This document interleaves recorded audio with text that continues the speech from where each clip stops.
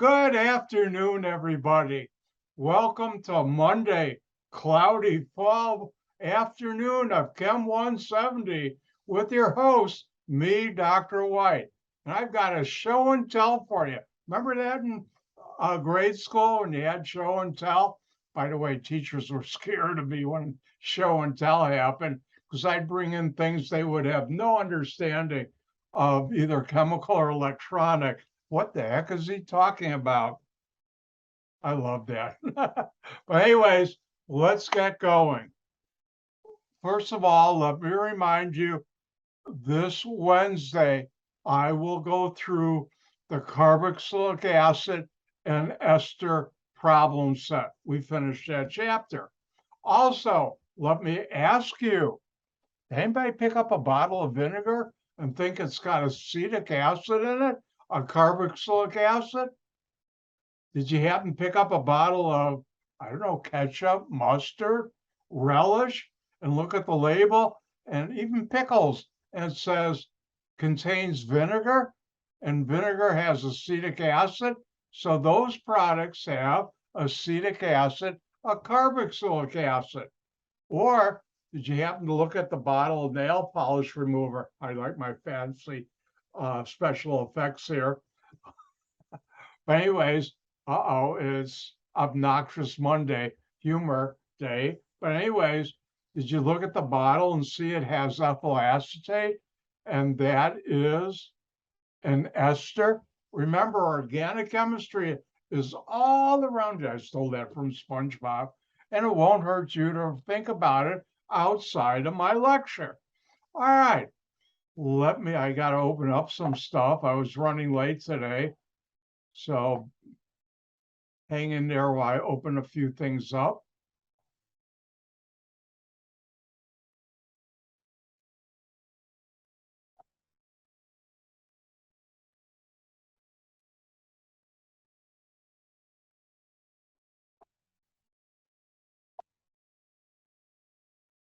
All right, last week we got into amines.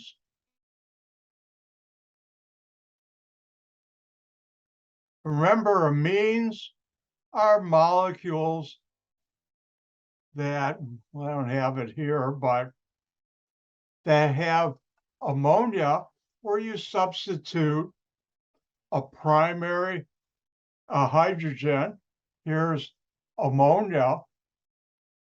And you substitute a hydrogen on ammonia with R groups. And a primary amine, it looks like this.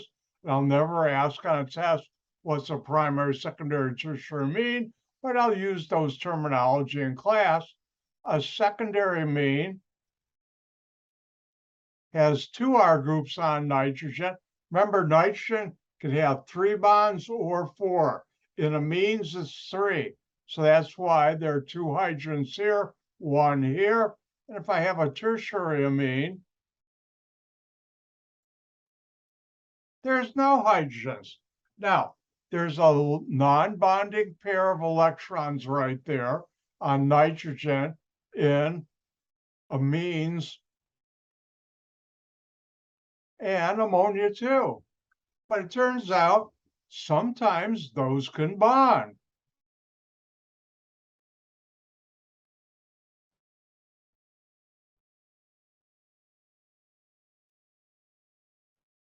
And when nitrogen supplies both electrons, it will have a positive charge. All molecules have a net 0 charge, so you also need an anion. And for this class, I'll use the halogens where X equals chlorine, bromine, or iodine. And these are called quaternary ammonium salts. And guess what? I have a number of patents in there. I'm a world authority in quaternary ammonium salts. And as I mentioned last time, I'll just say it once today, I'll try and be a good organic chemistry instructor and not use slang. In the chemical industry, if you work with quaternary ammonium salts, we just call them quats. But I won't use that because I don't want to use slang around you. It's not polite. Anyways, that's a quaternary ammonium salt. Now, I talked about nomenclature of amines. And if you work in the industry, like me, nobody uses IUPAC. Use common names. And you name each alkyl group or cycloalkyl group as the group it is attached to the R group. And at the end, you add the name or word amine. Now, I talked about IUPAC that nobody uses, and I mentioned quaternary ammonium salts.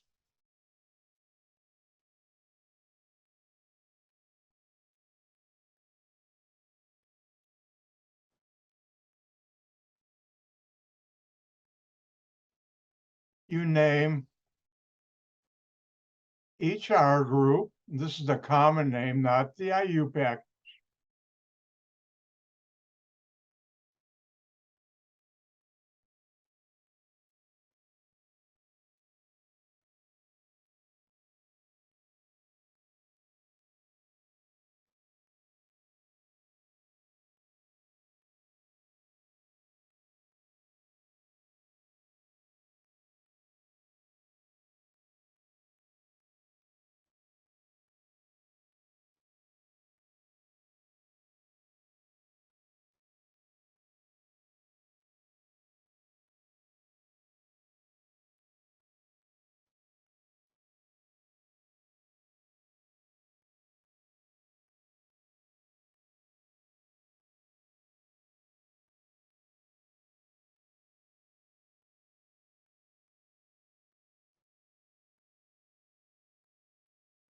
Hanging there while I'm writing this, but we're in a classroom.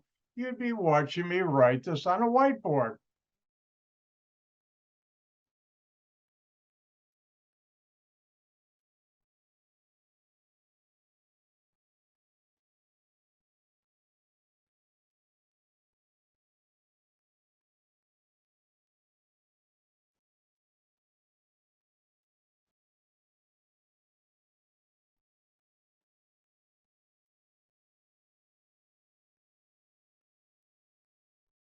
And for the halogens, where X is for this class chlorine, bromine, or iodine, in the nomenclature, the term halide is Cl minus is chloride, better minus sign there. Br minus is bromide, I minus is iodine.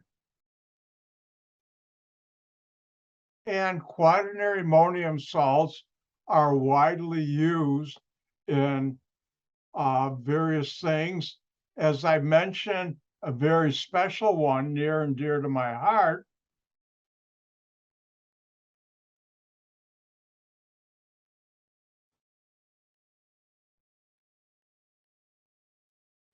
and this is called a tallow group. And when we get into fats and oils, I'll talk more about R sub T, which is 16 or 18 carbons with and without a double bond. And this is called ditallow. There are two of them.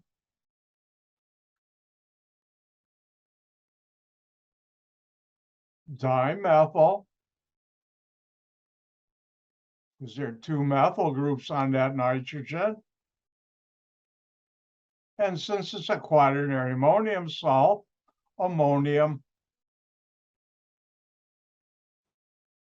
and the halogen is chloride, Cl minus chloride. And this is dimethyl, ditallow dimethyl ammonium chloride. Say hello to my old friend. This helped pay my mortgage, but helped me buy and pay off a couple of cars and a whole lot of other stuff, and it got me around the world.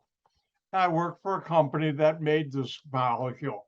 Until about 10, 15 years ago, this was the only molecule used in a fabric softener.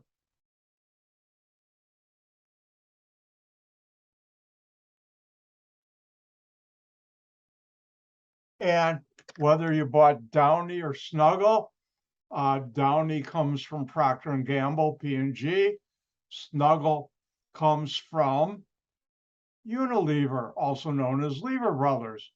And until they found a cheaper R sub T type group to do, or a cheaper molecule that's very similar to this, but cheaper. And they most Downy and Snuggle, even though a lot of the world still uses ditallow dimethyl ammonium chloride.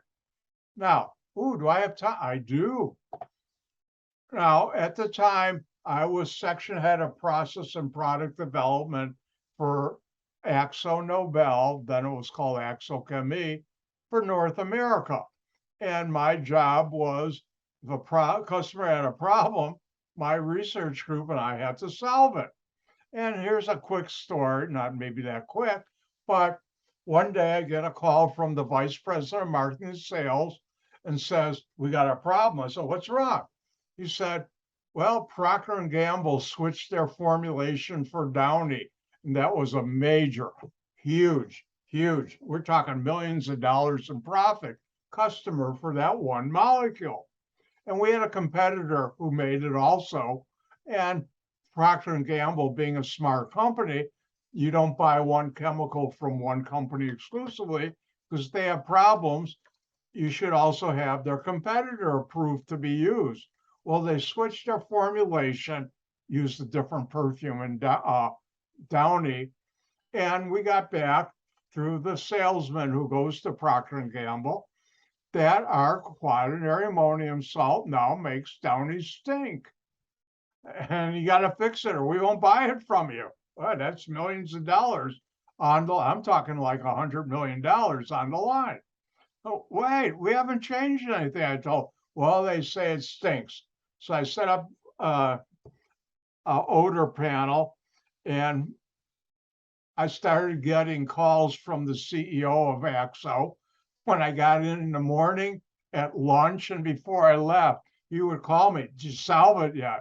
And it was not a pleasant thing to say to him, no. Said, millions are on to get it done. Well, this went on for a couple of weeks, and my life was not happy at the time. And it was probably one of the hardest problems I ever solved. And after a couple of weeks, I realized I'm just spinning my wheels. I'm getting nowhere quick. So it dawned on me, and I'm good at problem solving. Am I getting the right picture of what problem I'm supposed to be solving? And so I called up the salesman and the marketing manager, VP of marketing and sales, and said, I got to talk to the right person at Procter & Gamble who's saying our product makes their new product stink. And so it turned out Procter & Gamble that time, I don't know now, had 5 senior perfumers.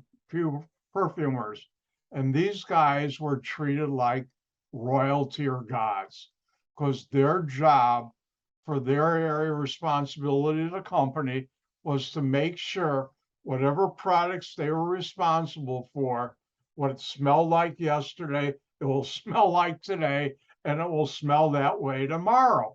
Because if a housewife, and I learned from Procter & Gamble and other companies too, that the American housewife and foreign housewives are very sharp people. And so I found out that I talked to someone, my counterpart at Procter & Gamble, and found out he was a section head of research in their company. He had never been allowed to meet any perfumers. They're hidden behind a wall to protect them and also keep them at the company. They're that important. Well, after a little while, it got to the higher levels of Procter & Gamble that if they want this problem solved, I better be allowed to meet this person. So I got a call from a very senior vice president, Procter & Gamble, and said, all right, we're going to set up a meeting with our senior perfumer. I can't remember his name. I can picture his face, but not his name. And I said, all right, well, so-and-so, who is my counterpart at Procter & Gamble in research, he should be in that meeting. And the VP of their company said, no. I said, wait, this is your own guy. He's got to be involved. And I finally convinced, they wouldn't even let their own people meet this guy. That's how protected these and important these perfumers were. There are only 5 in all of Procter & Gamble, and they had certain products they were responsible for. So he finally agreed, and I had also said our marketing manager and salesman should come in with me. He said, all right, tell the other 2 people and you before this meeting, you can't smoke before 24 hours. At that time, I was a smoker. Luckily, I gave it up decades ago, thank God, or I'd be dead now probably. But anyways, so I said, all right. And he said, you better be polite to this person, because if he gets upset with you, we will stop buying from you. And whoa, that got my attention quick. And I called the VP of marketing sales and said, we got this set up, and we went to this meeting. And on my side of the table, I was there, and the marketing manager, marketing manager came, and the salesman. And the other side, they had the perfumer, the senior vice president, and my counterpart. His name was Earl, and we worked together. And I think there was one other person on their side. And essentially, the meeting really was between me and this perfumer, and the others were just observers. And I asked them point blank. I said, I was told our quaternary ammonium salt made your new formulation of Downy stink. He said, no, that's wrong. I said, well, good. Tell me what's the problem.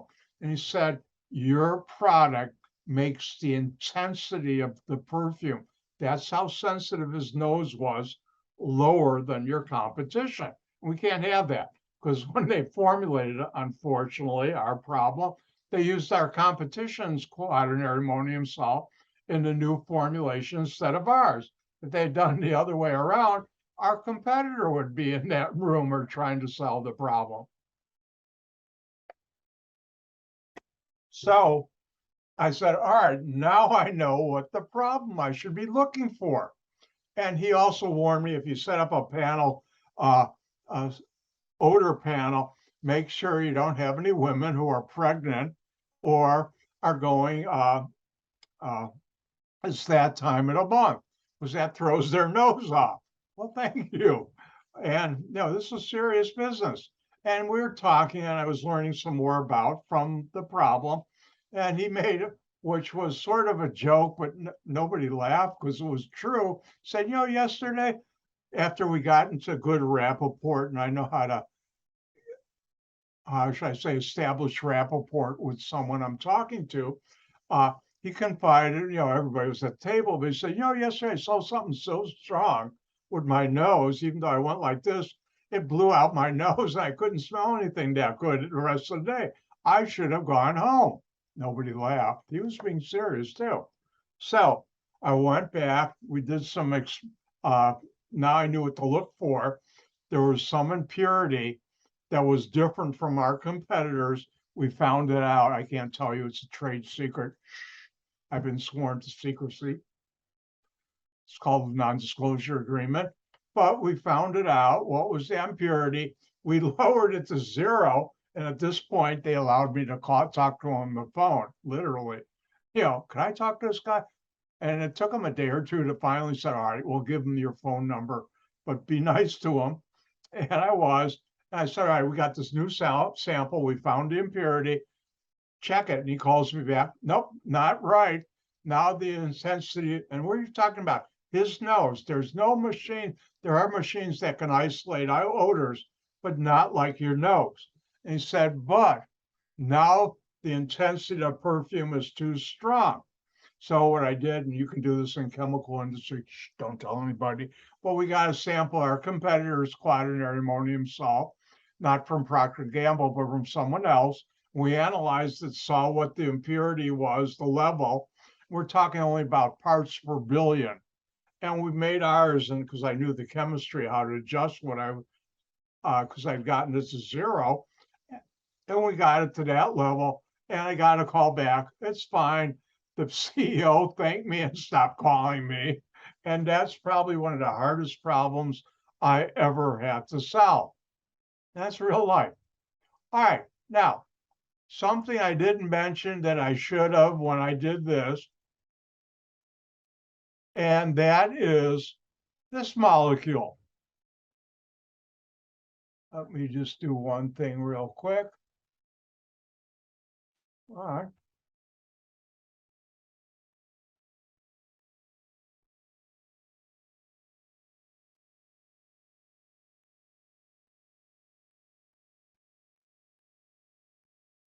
And this molecule,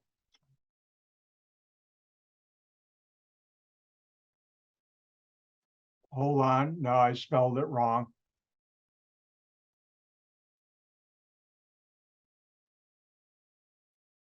Is called aniline. A benzene ring on an NH2 is not called benzenamine or something like that, benzylamine. It's called aniline. And that's the common name and the IUPAC name. And I'll talk more about it. Now, one other thing, which I'll talk more about later in this chapter, it's called heterocyclic compounds. And that's where you have a ring with carbons and another atom. Let me draw this better. That's better. And this is called pyridine. And these are two names you should know. By the way, pyridine smells like if you took a dead fish, put it in a plastic bag, put it in your backyard for a week in the summer, and went out and smelled that bag. Pyridine smells worse. It's awful. But pyridine is an amine, and it reacts like a tertiary amine. So you can have the following quaternary ammonium salt.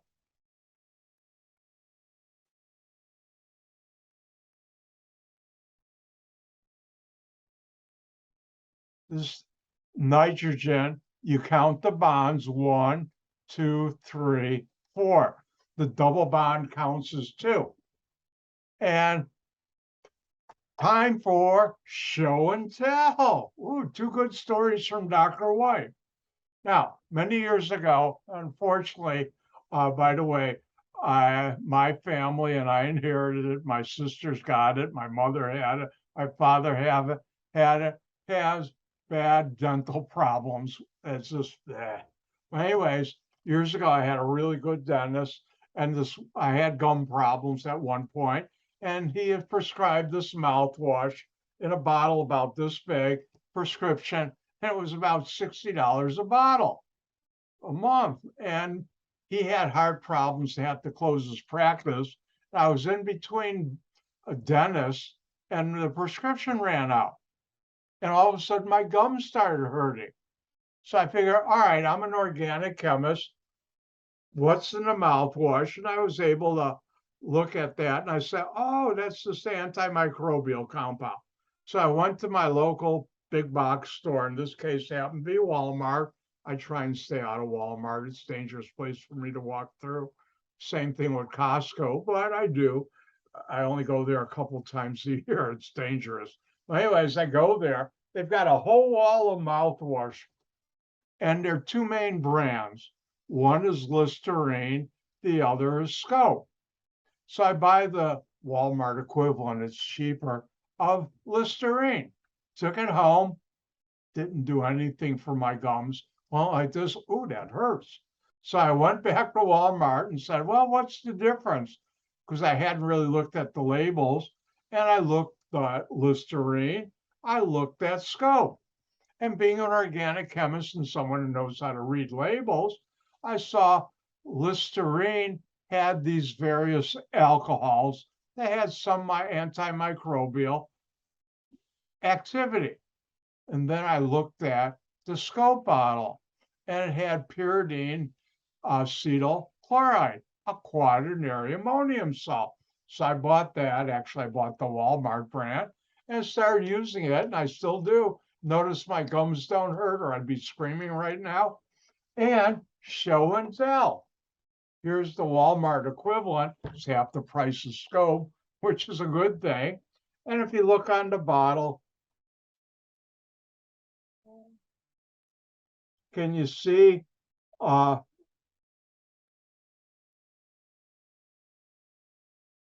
ingredients right here? Hold on. Right there, cetyl pyridinium chloride. And that's the quaternary ammonium salt that kills the germs. There's also, is there alcohol in here? Yep, there's alcohol. That helps kill germs too. But the key ingredient in here, notice I got a big bottle because I use it, is a quaternary ammonium salt. See, I'm not screaming. If I hadn't been using that, I'd be in pain right now. It's, yeah. But anyways, the other thing, if anybody needs a great dentist, about a year ago, I had gone to one dentist a couple years ago. A friend told me to. Terrible. And I stopped going to dentists for a couple of years, and finally I said, nope, you got to go to the dentist. And someone recommended this dentist, and he's in Palatine. And if you need a good dentist, his name is Dr. Angerim. In fact, let me show you his website.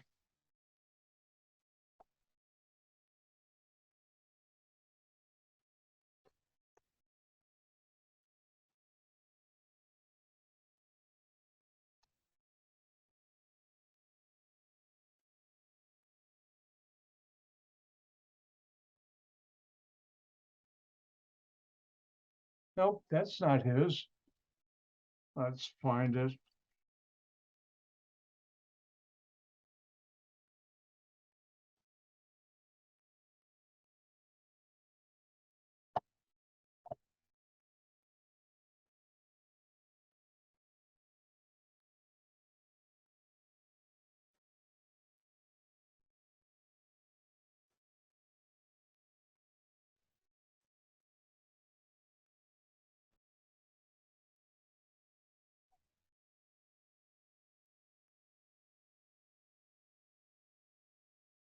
Everybody see the website on your screen?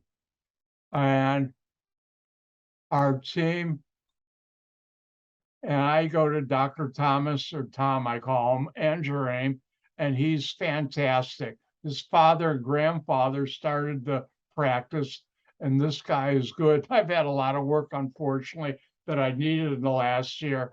And if you need it, his receptionists are great too.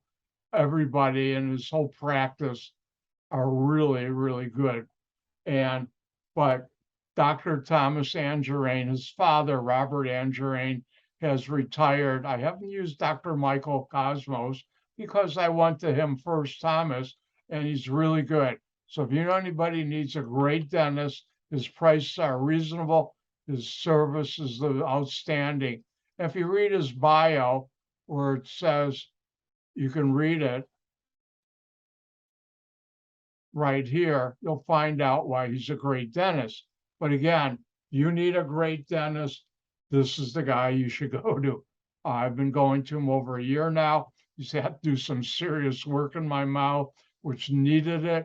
And I can only say I'd go back, and from the get-go, if I had to do it over again, I'd still use him because he's great. All right.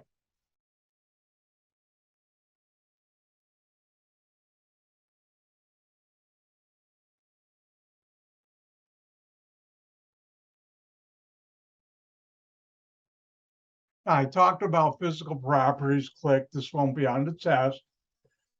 And how do you make a amine? And this is a busy slide, which I apologize for. Let's go through the first reaction. And this is how you make a primary amine. By the way, click switches on.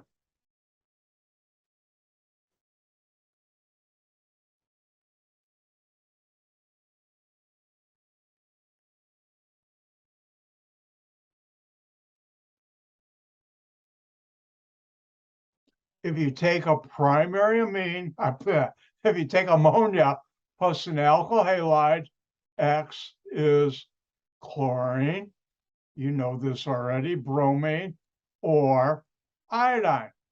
In the presence of base, and that's usually sodium carbonate, sodium bicarbonate, or calcium carbonate, usually sodium carbonate.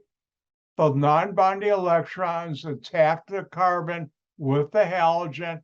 You get HX, which is an acid, which is neutralized by the base. And you get a primary amine.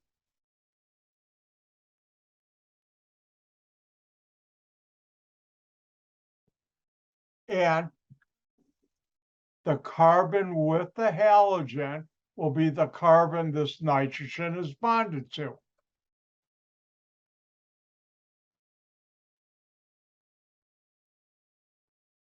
And it doesn't matter which order you put the reactions. Ammonia can be first or second.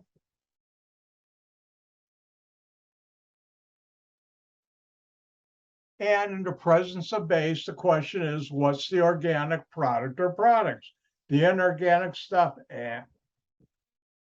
And you look at for what's different, what's not carbon, what's not hydrogen, should get your attention like that. Ooh, a halogen on a carbon. That's an alkyl halide. Ammonia, that's different. And the presence of base. This attack stack kicks this out, and I form a primary amine. What's my R group?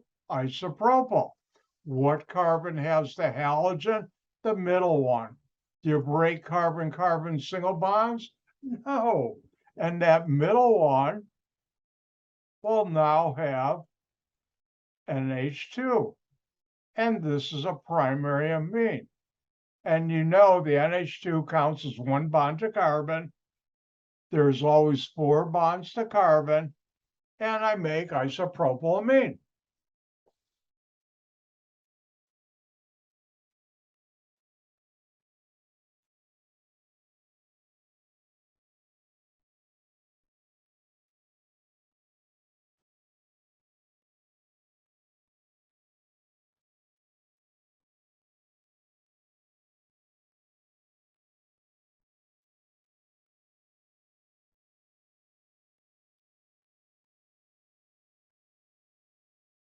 And here's one for you to have fun with. Am I nice or what?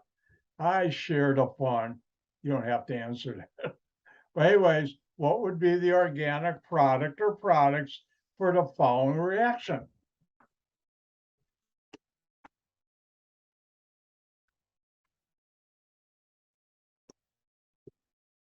And when I was at AXO, we used a lot of ammonia, which is a dangerous chemical to be around. I have one time where I helped supervise unloading a railroad car of liquid ammonia. You ever seen, like you see on TV, those hazmat suits they wear in dangerous situations, then have the mask and the tank on your back? Well, I was suited up in there, and it was summer. It was 90 degrees, and the humidity was just as high. It was not a fun time to be in a hazmat suit. By the way, I started sweating, and some of the sweat started getting in my eyes. I knew if I took that mask off to rub it out, I'd be dead. So I suffered through that. Not a fun time, but important. All right, when you're done, give me a thumbs up.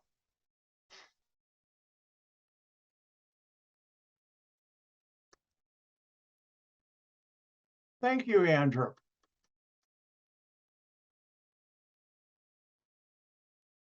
Thank you, Ignacio. My turn.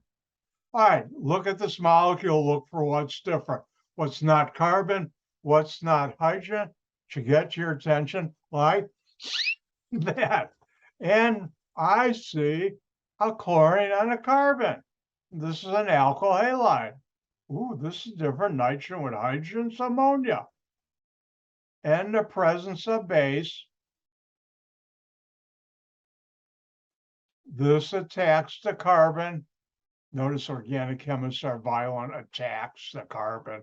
With the halogen, kicks it out, loses the hydrogen, forms HX, which is an acid neutralized by the base, and you get a primary amine. The carbon with the halogen will be the carbon the nitrogens bond to. Well, this is my R group. Do you break carbon-carbon single bonds? No. So I have 4 carbons. Which carbon has my halogen? The end one, that will be bonded to my NH2. Remember, you lose a hydrogen there.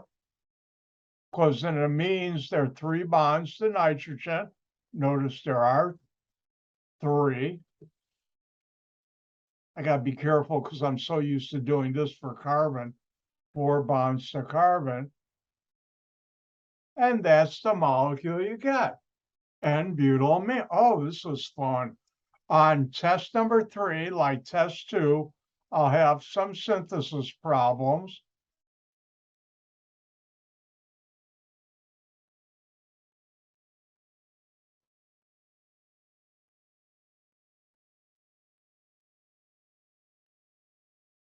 Changed my mind.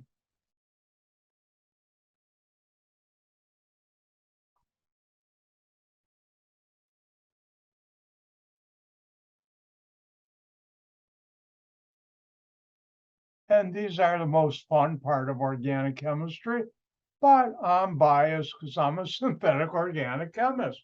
How would you make that molecule by reacting something with ammonia in the presence of base? Your turn.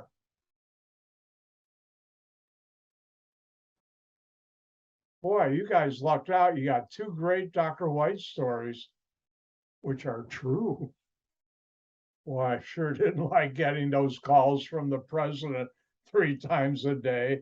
Not the president of the United States, the CEO of the company, United States, when I worked for AXO.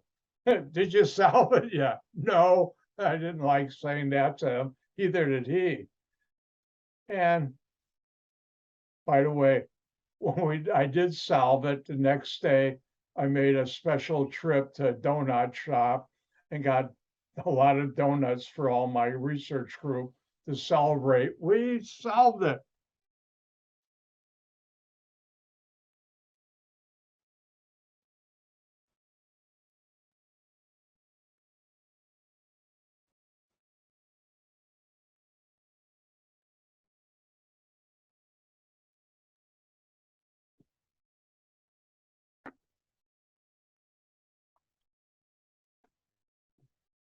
Plus, I'm telling you all my secrets, like mouthwash, a great dentist. That shouldn't be a secret.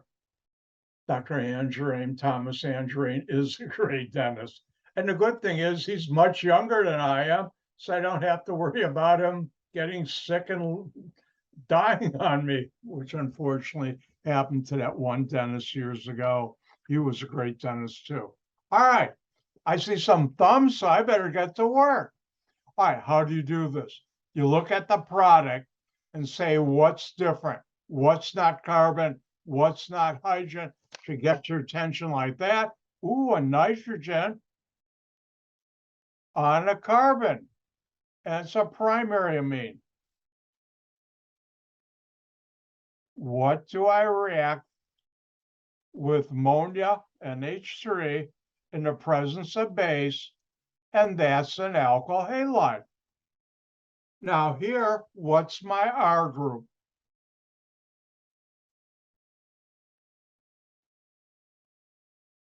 Since I'm not adding any carbons here, whatever I end up with, the number of carbons, I better start with. And that's the same structure too. 5 carbons. Which carbon has the nitrogen? That carbon. And that will have the halogen. Now, X can be chlorine, bromine, or iodine. And you could have picked, for this problem, it would be correct, any one of those 3. I'm going to pick iodine because I haven't used it. You could have also put chlorine or bromine here. And there are 4 bonds to carbon, so I can fit in the rest of the hydrogens.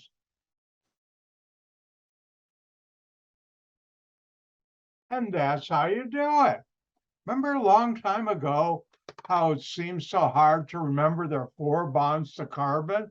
And all these weeks I've been brainwashing you. So you know that like you know your first name. How many bonds to carbon? 4. Ooh, that reminds me.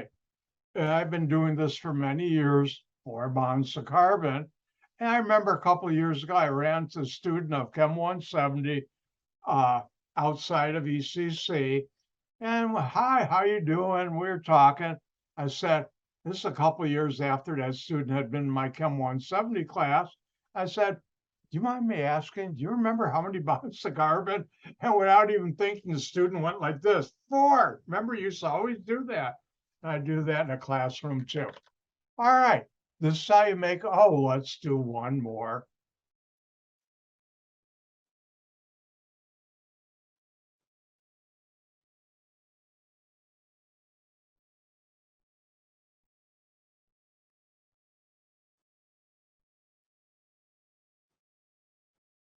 And remember, I told you, if it looks like I'm having way too much fun, I am, because this is one of my comfort areas of organic chemistry, amines and quaternary ammonium salts. I think I mentioned, how you have comfort food that makes you feel good. Well, I have comfort functional groups, and amines and quaternary ammonium salts are one of those areas. They help make a lot of money for me. Got me to Europe, to Mexico, to Canada. Like I said, almost went to Asia, but oh, was I upset? I mean, really upset, because I was supposed to go to Japan, and someone decided, oh, why don't we send these people to you to train? Oh, was I mad, because I was looking forward to a nice trip to Japan on a company credit card, which means I would have had some really good sushi, really big bills too, but they pay for it.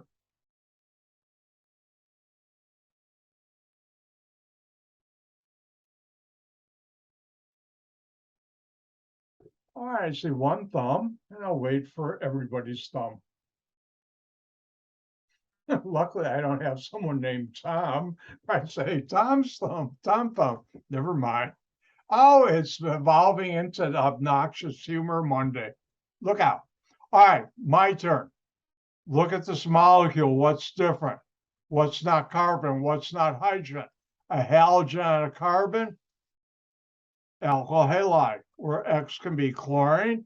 In this case, it's bromine or iodine. Ooh, nitrogen with 3 hydrogens, ammonia. In the presence of base, you form an amine. Remember, this attached to carbon. Oops, I made a mistake. Don't look, don't look.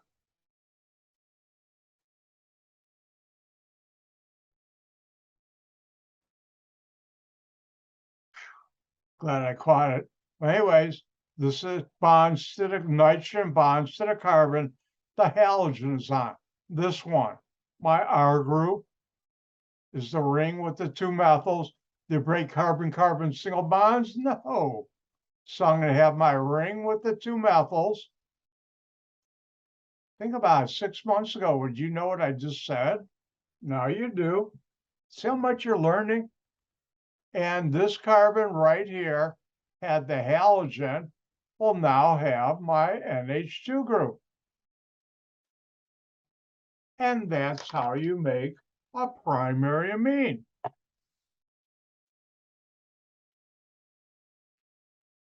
Let's go on to the second right here. If you take a primary amine and react it with an alkyl halide in the presence of a base, you'll make a secondary amine. So let me write that.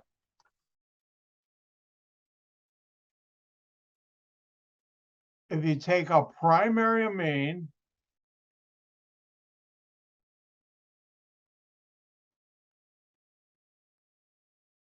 and I'll never ask on a test what's a primary, secondary, tertiary amine, and react it with this different R group, alkyl halide. X here is still chlorine, bromine, or iodine. In the presence of base, because you'll generate an acid, and you'll learn later on this chapter why you don't want an acid around amines. But once again, the non-bonding the nitrogen will attack the carbon with the halogen, form a carbon-nitrogen bond, and lose the hydrogen here because they're in amines. There's three bonds too. nitrogen. Now, if I look at the clock, which I just did, it's about time for a break.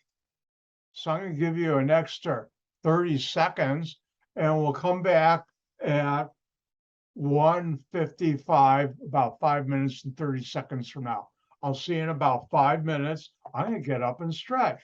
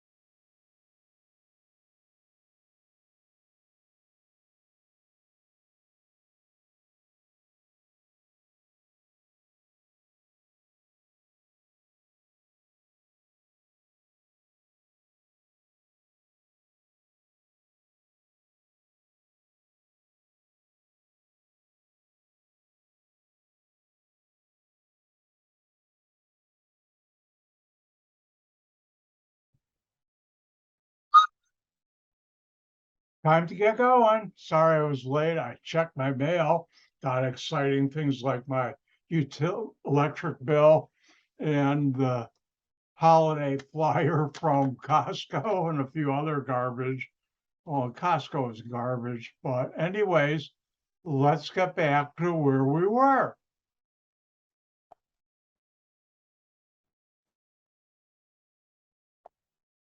All right, everybody see on your screen, primary amine plus an alkyl halide. Thank you.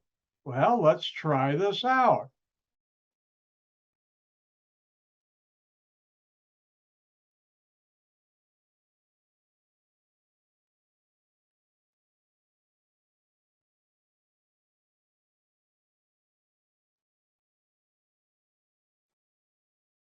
And the question would be, what's the organic product or products for the following reaction?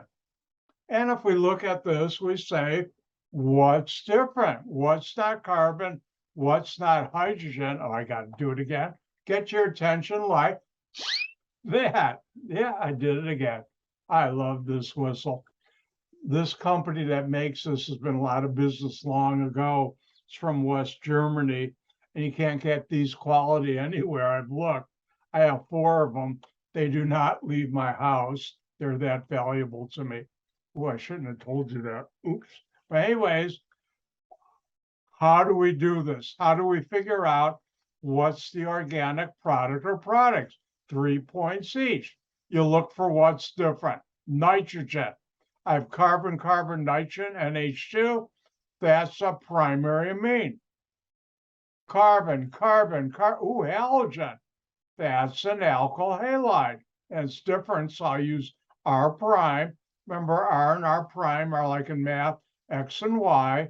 In the presence of base, this attacks and bonds to the carbon in R prime with the halogen. Use a hydrogen here, X here, HX acid, which is neutralized from the base to give you a salt. That's inorganic. Yeah, we don't care about that. And you make a primary amine. What's our R group? That. What's our R prime? That. The carbon with the halogen will be the carbon R prime is bonded to. This carbon. So you break carbon, carbon, single bond? No. So R is ethyl. Nitrogen, hydrogen. R prime is N-propyl. The N carbon is bonded to the halogen. So the N carbon of 3 carbons will be bonded to the nitrogen now. And remember, there are 3 bonds to nitrogen in amines. And look right here, it has 3 bonds, hydrogen, 2 carbon groups, R groups. And that's how you make a secondary amine. Oh, let's do this. Let me let you have some fun.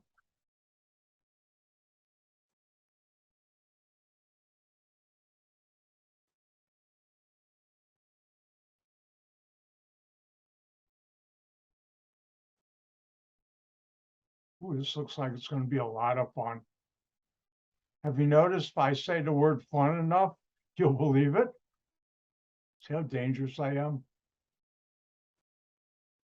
And there you go. What is the organic product or products for this reaction?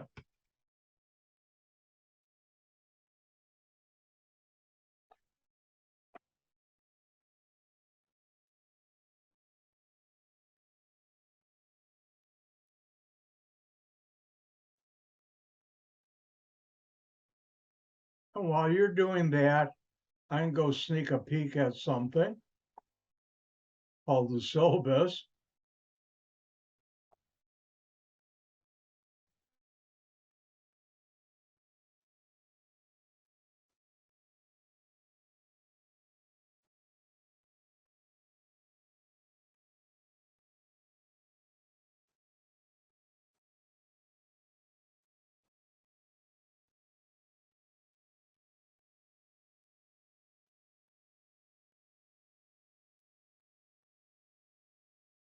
quick, let me share something with you.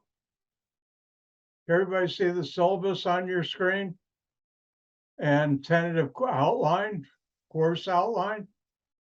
We're not, wow, we're in week 10? Where has it gone?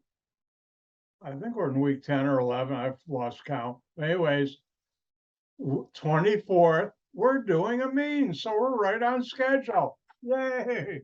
Doesn't that feel good? Yes, thank you. You're welcome. Have you ever been in a class where the teacher doesn't keep the schedule? Is totally behind. It's got a rush. I try not to do that. All right. If you're done, give me a thumbs up. I see one thumb, and I'll wait for everybody's thumb. No, I'm not a thumb collector. Oh no, the bad humor is really slipping out. All right, let's do it. What's different in the first molecule? It's not carbon or hydrogen or carbon-carbon single bond on nitrogen. And if you look at this, it's a primary amine. It's got a methyl group, and I'll call that R. I look at this molecule, what's different? What's not carbon or hydrogen? A halogen, chlorine, on this carbon. That's an alkyl halide. And in the presence of base, you'll form a secondary amine.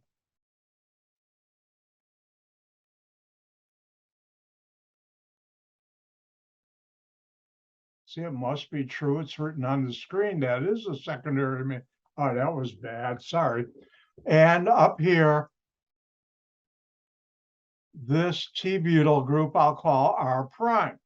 Now, the carbon that has the halogen will be attacked and bonded to the nitrogen in your secondary amine. Well, R is a methyl group. You'll have one hydrogen. R prime is a T-butyl group. Do you break carbon-carbon single bonds? No.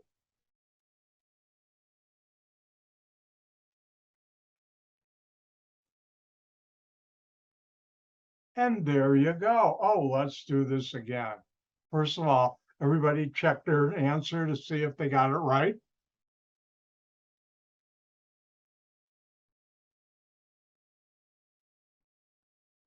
One thing I should point out, just like my hand rotates in 3 dimensions in real life, guess what? Molecules do too.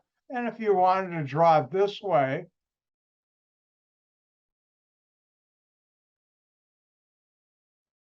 that's the same molecule. And you could have even drawn it this way.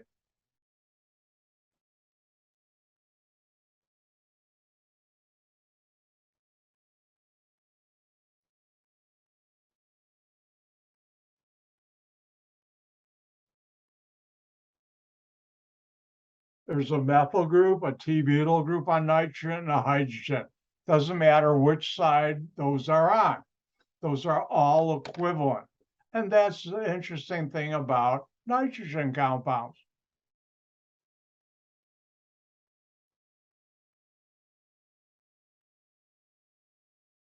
Ooh, let's have some fun.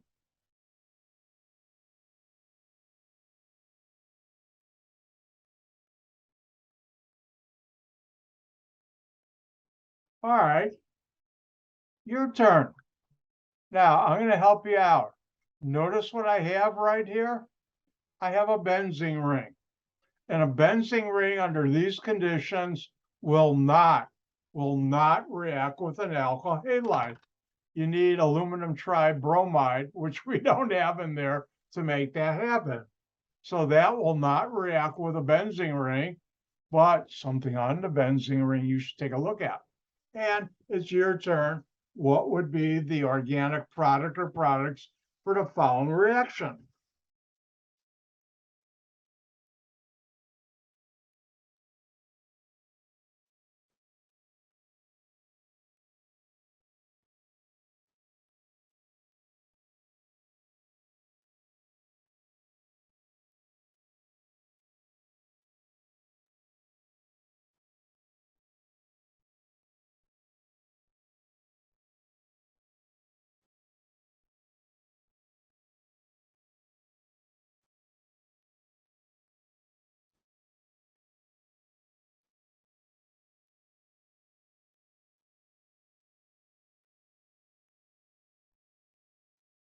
All right. Hold on 1 sec. And it's my turn. And if we look up here, what's different? We got two things different. We got a benzene ring, but in these conditions, that won't react with that molecule. The second one, well, we have an NH2 group on a benzene ring, and that's a primary amine, aniline. And carbon, halogen, alkyl halide. In the presence of base, you get this attacks the carbon with the halogen, and you make a secondary amine. What's our R group? Well, that benzene ring. What's our R prime? Methyl. And now I'm going to write the product. Benzene ring. Don't forget to put the bonds in there. Otherwise, that's cyclohexane, which is different. Nitrogen. My R prime is methyl. Remember, there are 3 bonds to nitrogen, so that's why there's a hydrogen there. Oh, that was fun. I got to do another one. Well, let's do something a little differently, but I'll wait and allow you to check.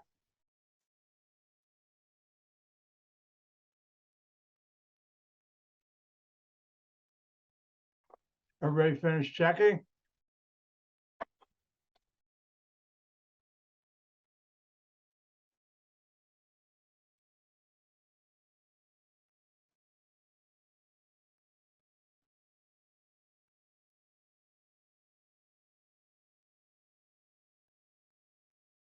And as I keep on saying, because it's true, but I'm biased, I'm an synthetic organic chemist. Synthesis is the fun part of organic chemistry, at least for me. So what 2 things would you react to make this molecule in the presence of base?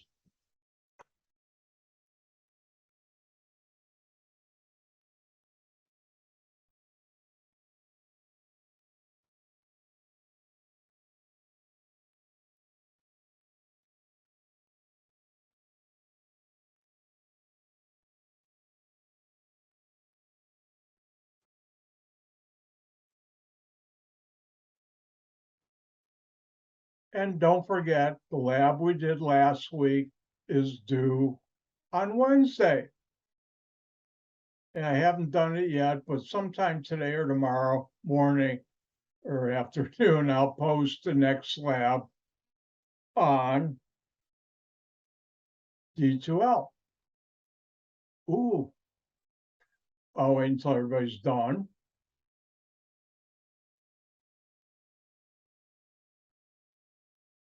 All right, everybody's done.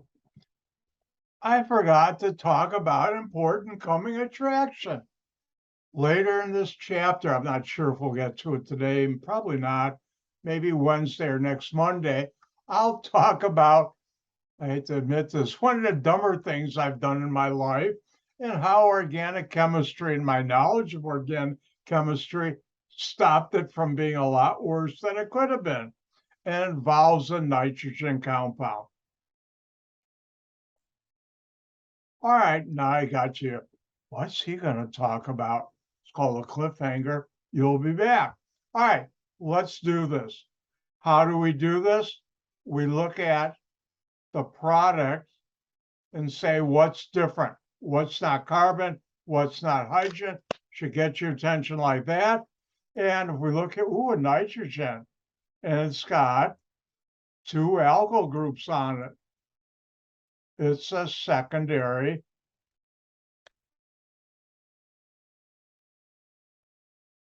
amine.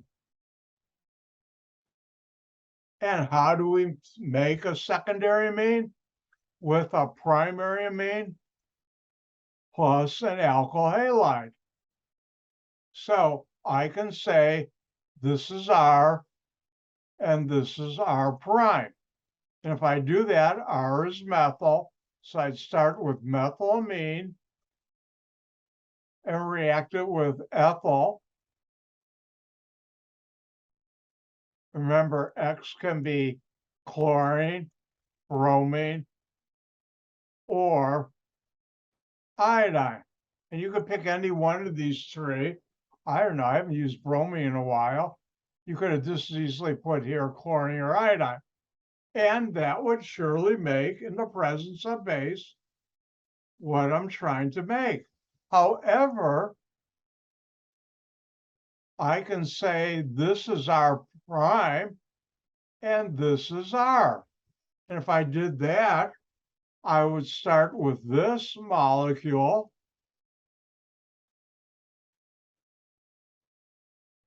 and my R prime is methyl. And again, I could use any halogen. I'll stick with bromine.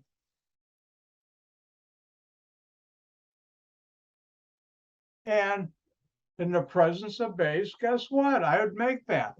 Now, which is the correct answer on a test? They both are. Now, one is cheaper than the other, and I would think this is a cheaper route, but we're not doing that. So either one, black or blue. Ooh, are you black or blue? Never mind. See how dangerous it is, Mike? Oh, it's totally awful humor Monday. And you can do that either way. And that's how you, oh, let's do one more for the fun of it.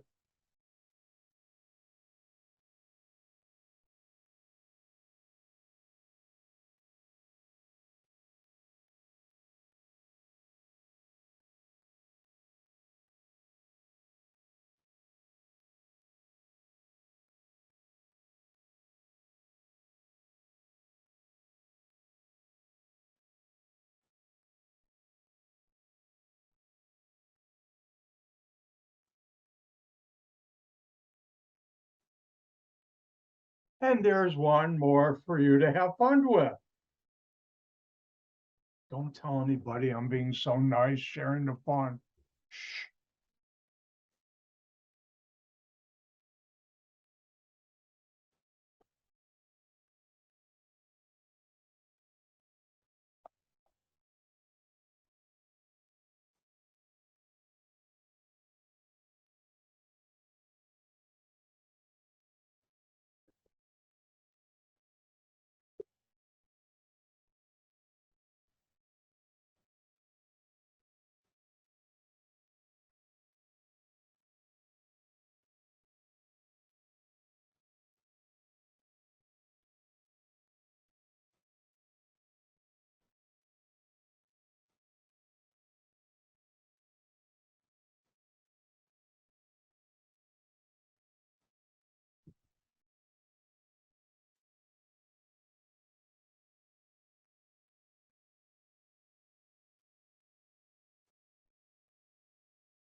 All right, my turn. And if we look at this, what do we have that's different? Nitrogen and a carbon, it's a primary amine. Ooh, halogen on a carbon, and alkyl halide. In the presence of base,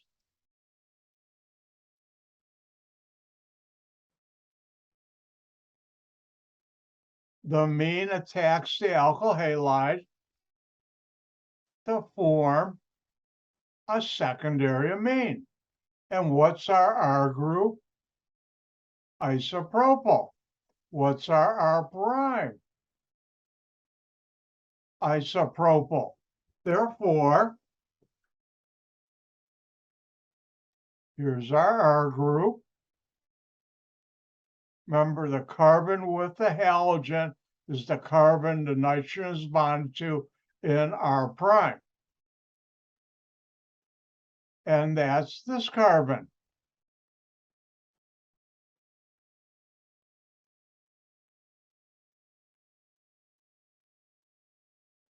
Remember, there's 3 bonds to nitrogen in a amine, and you've made this molecule, which I can also, just to remind you, you might see if somebody was writing it down like this. And both are diisopropylamine. Everybody, say hello to my old friend diisopropylamine. When I was in graduate school doing my research, this molecule I used to make a very special base that I used to make enolate anions. So say hello to my old friend, diisopropylamine. Now, did I have to make it with this reaction? Luckily, no. Why?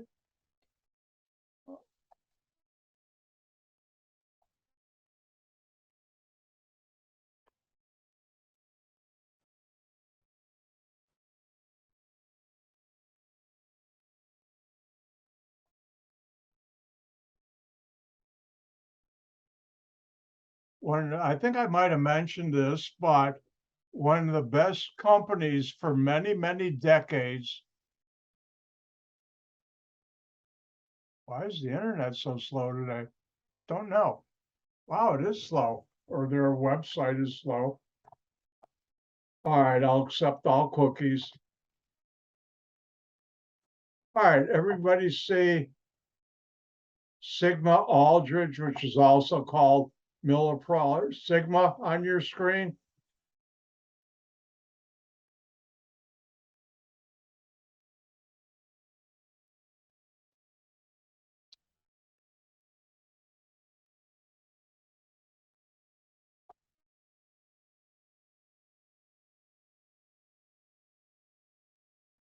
All right, why am I not finding it easy?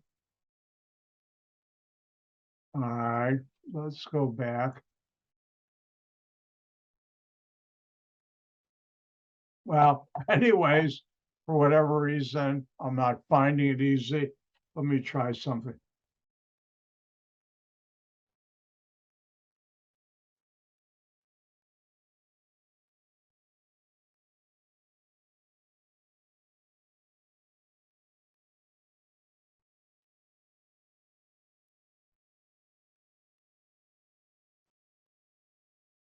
I think I spelled it wrong.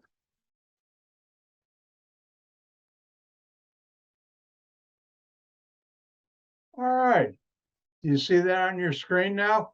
And I used to buy this from them. It's cheaper, easier to buy it at that time. And see the structure, the center carbon here, they're not showing. I don't know why they should. If they're doing the line structure, then they shouldn't have those CH3s, but that's diisopropylamine. Wonder, oh, you got it not currently available. Oh, that's not good.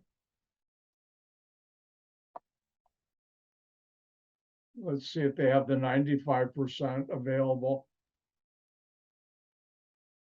And it's not cheap. 500 milliliters, $50. Well, actually, that's not that bad. I used to order 2.5 liter bottles. Well, this was decades ago. It wasn't $160, but prices have increased over everything. But anyways, that's my old friend, diisopropylamine. And they probably make it by this type of reaction.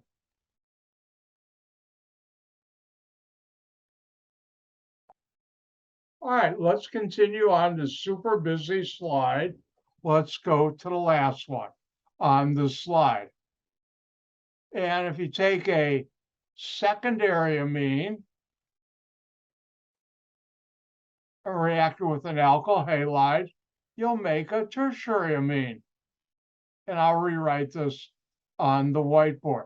One of the things when I've been going like this with the non-bonding pairs of electrons, this will never be on a test, but that's called the nucleophilic attack of the nitrogen lone pair electrons on the alkyl halide. Ooh, it's new word time. What does nucleophile mean? Does everybody know what the nucleus of an atom is? The center has protons and neutrons. And what charge does it have? A plus sign. So nucleo means positive. Now, file, have you ever heard of an audiophile? Or the one, another name, file that gets thrown into jail? Those should be. But anyways, file means lover. Audiophile means someone who loves music. And by the way, I'm an audiophile. I think I might have mentioned it. Let me do a quick count. 1, 2, 3, 4, 5. I have 5 stereos in my house. I like my music. Well, anyways, I even have a stereo in my garage, so when I'm working out there, I can listen to good music. Well, anyways, this is a nucleophilic attack, and the carbon with the halogen is slightly positive, so it attracts the nitrogen, which is looking for, oh, I'm a nucleophile. Anybody see any positive? And that's why that happens. All right, let's take a look at this.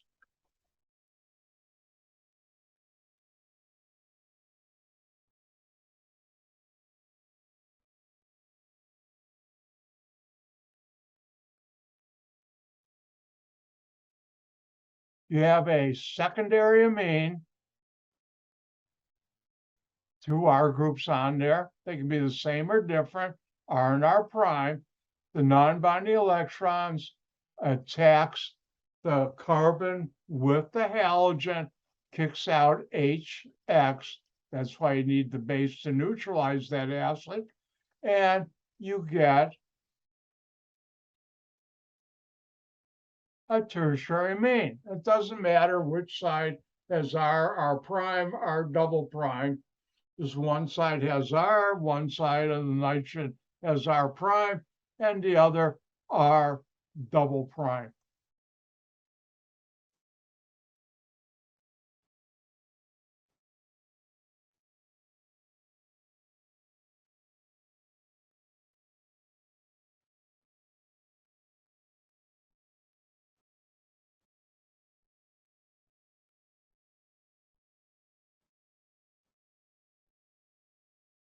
And if we look at the following, oops, don't look. Now you can look. I forgot to put a hydrogen on that nitrogen. Wait, I did something wrong.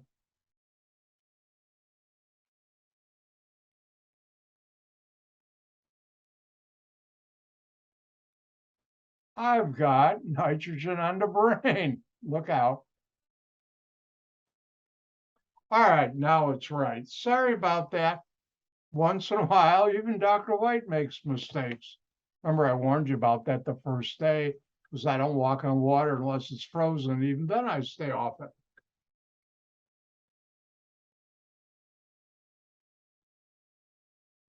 All right, question is, what's the organic product or product following the reaction? Look for what's different. What's not carbon or hydrogen should get your attention. Ooh, a nitrogen. It's got carbons here and here. It's a secondary amine. And it doesn't matter which one you call R or R prime. I could have switched it and it's fine. Over here, carbon, ooh, halogen on a carbon, alkyl halide. And again, X can be chlorine, bromine, or iodine. In the presence of base, you get a tertiary amine.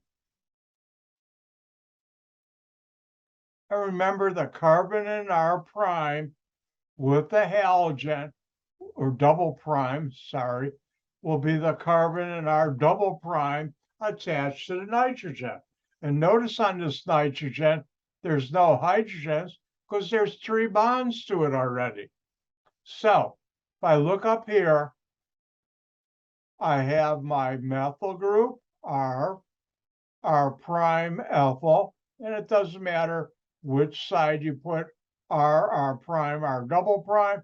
And notice this carbon of my R double prime is 3 carbons, and the N carbon has the halogen. That N carbon will be the nitrogen.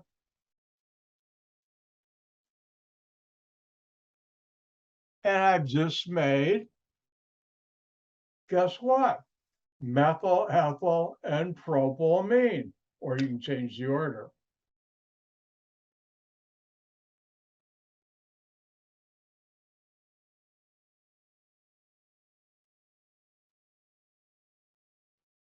All right, I think everybody's done copying that down. Now, there's another thing I'd like to show you, which is a little sometimes confusing for students.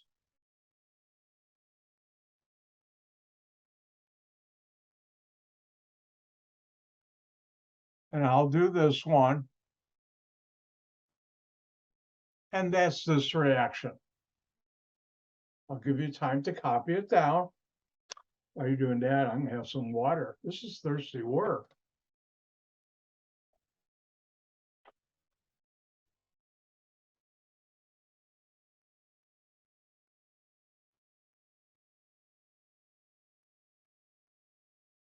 All right, I'm gonna do this one.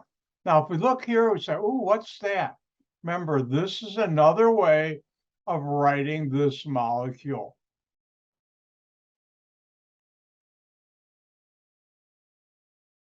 Both of these are dimethylamine. And more likely than not on a test, I'm going to write it this way because it's easier, quicker. So what do we have here? A secondary amine. In this case, R and R prime are the same. Methyl.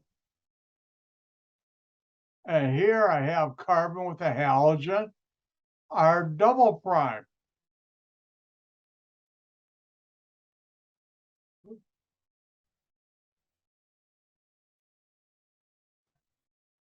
Remember, X can be chlorine, bromine, or, as in this case, it's iodine. And in the presence of base, this attacks the carbon with the halogen, bonds to it, you lose the hydrogen X, which is neutralized by the base, and you make a tertiary amine. So R prime, and R double prime are methyl. Now, you could have written it like this. I could have written it like this, which for me, I most likely would. Or you could have written it like this.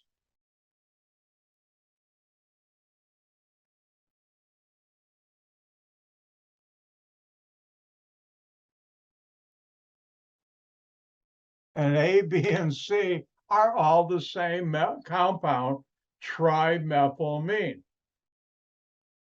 And more likely than not on a test, if I were to write down trimethylamine or trialkylamine, I'd write it like C, not A, probably not B, but like C.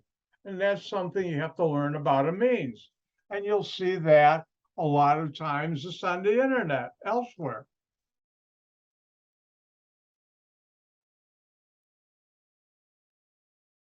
Okay. All right. It's time for you to have some fun.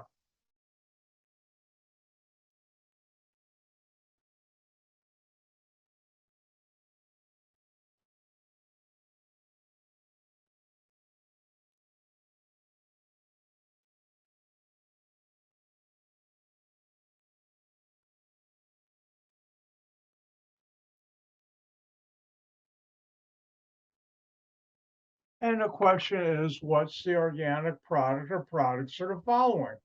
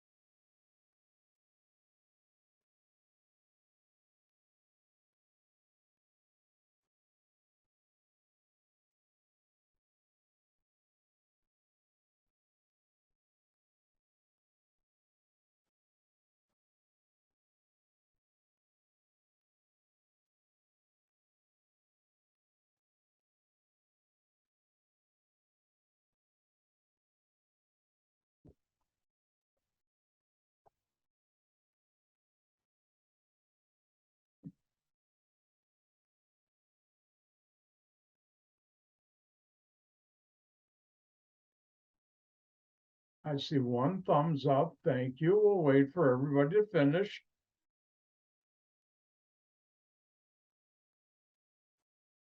Thank you. Everybody's finished. So it's my turn.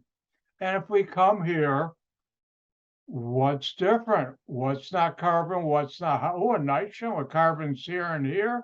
That's a secondary amine. Oops. I only want one.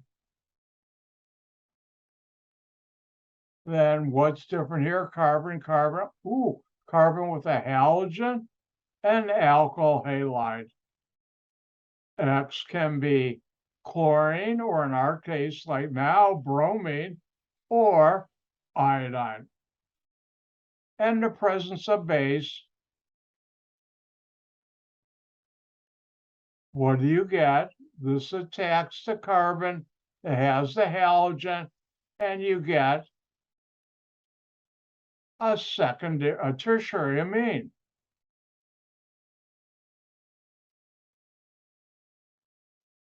Remember, the carbon, our double prime with the halogen, will be the carbon bonded to the nitrogen. So if we come up here, R is methyl, R prime ethyl, you can put them the other way around, doesn't matter. R double prime is isopropyl. And now nitrogen will have a methyl group, an ethyl group, and an isopropyl group. Wow, this is a nice looking amine. It doesn't matter which side has the ethyl, methyl, or isopropyl. I could have written it many different ways. That's just one way I wrote it.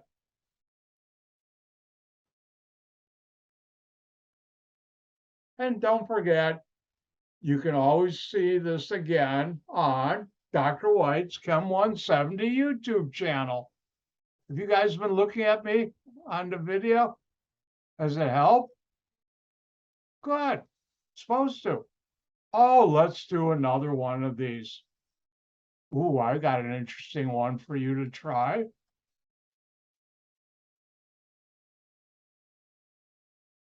And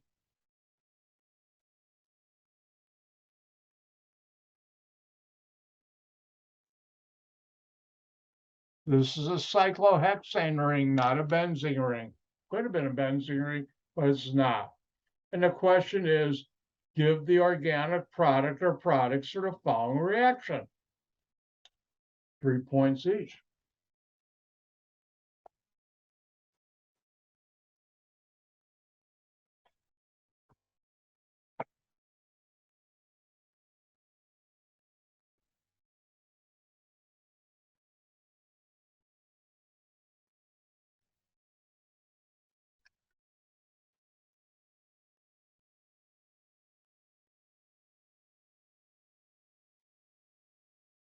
Thank you, Andrew. We'll wait for everybody to finish.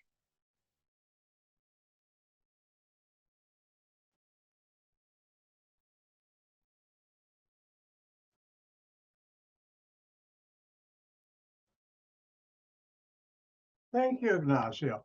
My turn.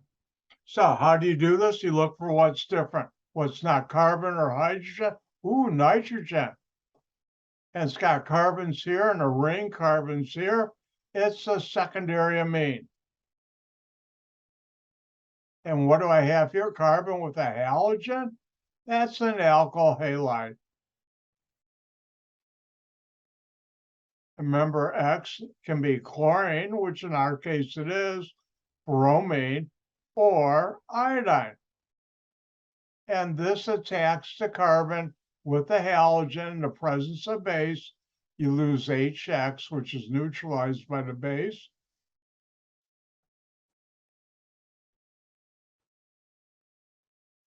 And you make a tertiary amine.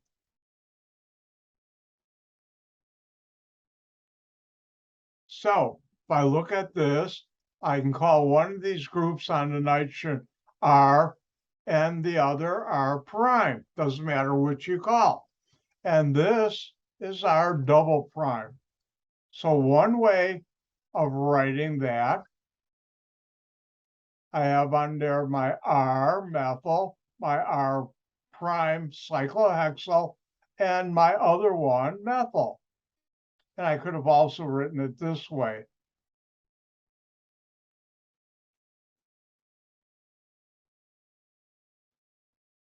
Both of these are the same.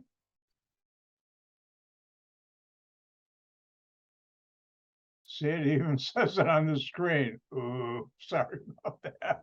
Now, one of the things I've been doing and will be doing more and more as the semester moves forward is you should be asking the question, why am I learning this stuff?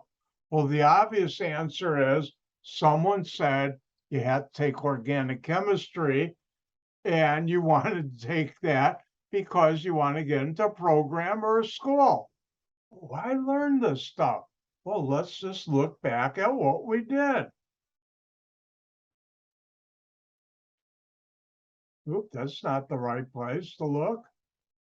Hi, everybody see this reaction right here? And we made this molecule, which is called dimethyl cyclohexylamine. Now, turns out this is a commercially available product that has a trade name, not a common name, a trade name.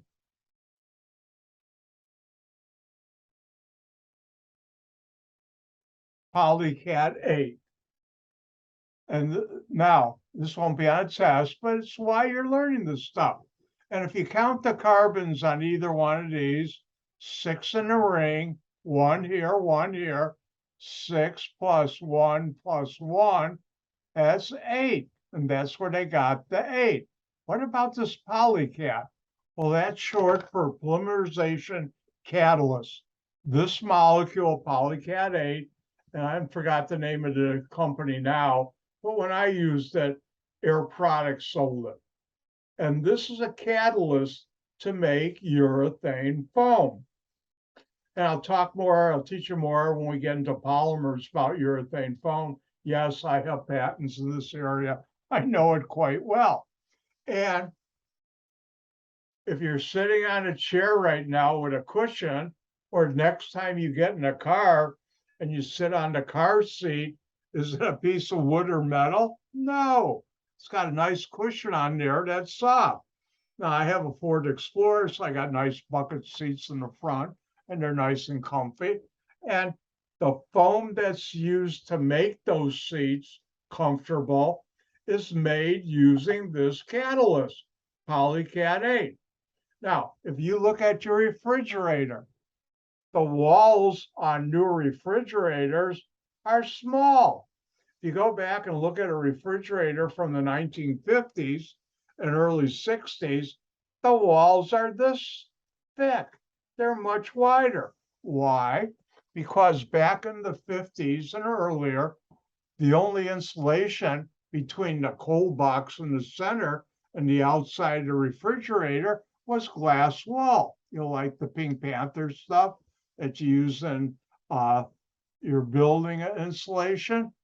But years ago, organic chemists, hey, that's us, figured out how to make what's called urethane polymers that you can make into foam, are an excellent insulator,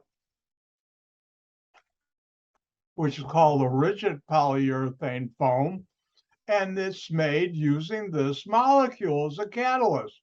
Now, if you have flexible urethane foam, like what you're sitting on now, or if you sit in a car, that's different. It's soft, not hard like the rigid foam is hard like wood when it cures, and both use this catalyst. So why are you learning this stuff? Because how do you make this catalyst? By this reaction. How do you make this chemical? By the reactions I've shown you.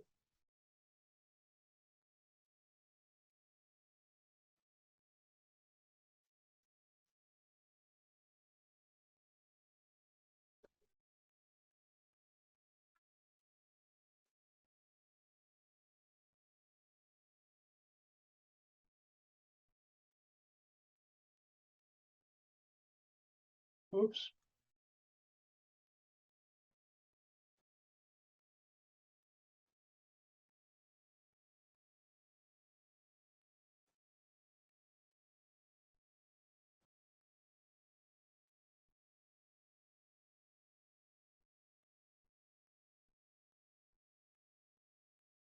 And here's one for you to try out.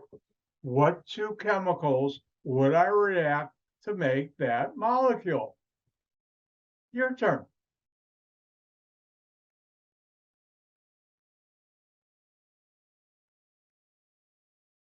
Oh, excuse me.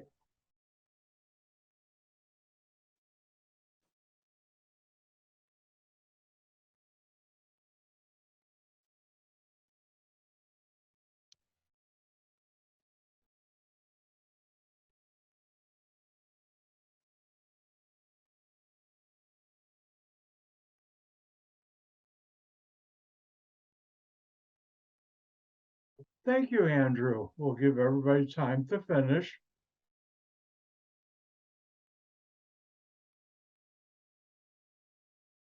All right. Thank you, Ignacio. Gentlemen, both of you, thank you. And if we had any ladies here, I'd thank them too.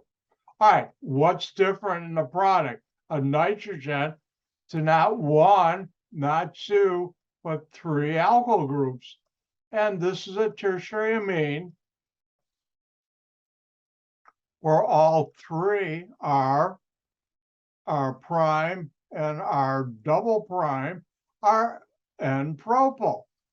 So how do we make a tertiary amine? We take a secondary amine plus an alkyl halide. And remember, X here can be chlorine, bromine, or iodine. Therefore, two of the groups are in our prime, are isopropyl, are N-propyl, which you could write like this, or you could write like this. Either one would be acceptable on a test. Oops, I don't want the brackets. I don't need them.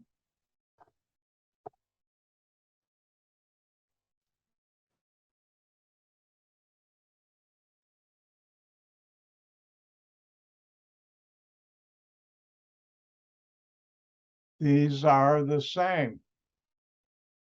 And what's our double prime? N-propyl. Remember the carbon bonded to the nitrogen. In this case, it's the center one, would be, or it's the end one. Did I say center? I was thinking of another example. This carbon, and pick a halogen, chlorine, bromine, or iodine. Well, I haven't used bromine in a while. You could use also chlorine or iodine, and that would give you your tertiary amine.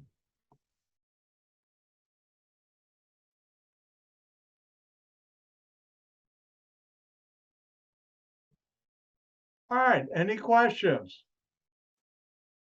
Oh no, I went a couple minutes into our break time. Well, it's extended a little past. And why don't we come back by my clock at 2:53, 5 minutes from now, give or take a minute. And I'll see you in 5 minutes about I can get up and stretch.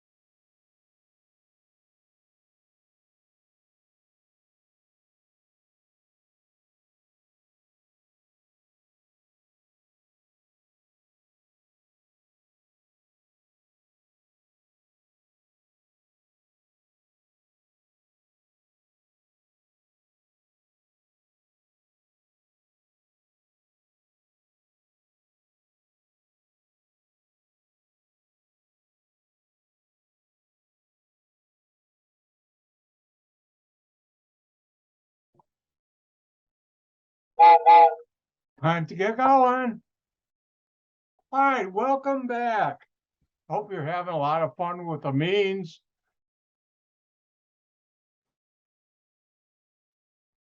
And now let's go to probably one of the most important reactions I know, because it helped pay my mortgage, paid off a couple of cars.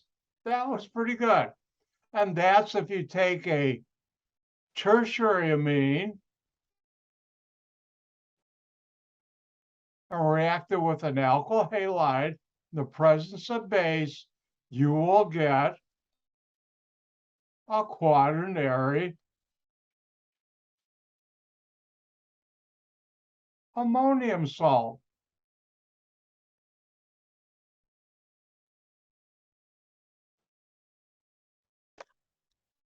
So I'm going to rewrite it on my whiteboard. You know I'm going to do that.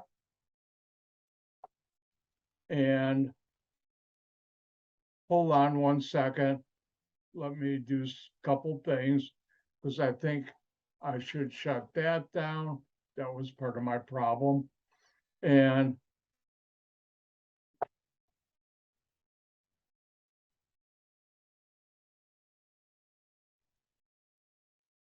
I'll do that. My bar wasn't going down. I knew something was going to burp on me. The computers burp on you, but you got the feeling. All right, let's take a look at this reaction that's near and dear to my heart, and still is. If you take a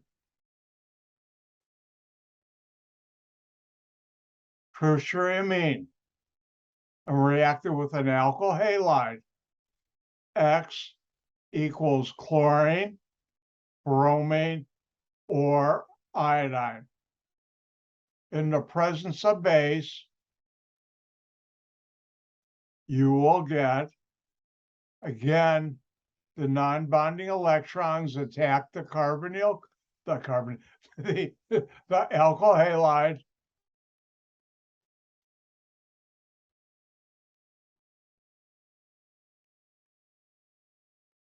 and now when there are 4 groups on the nitrogen, it will have a positive charge, and it will have this anion, a halogen.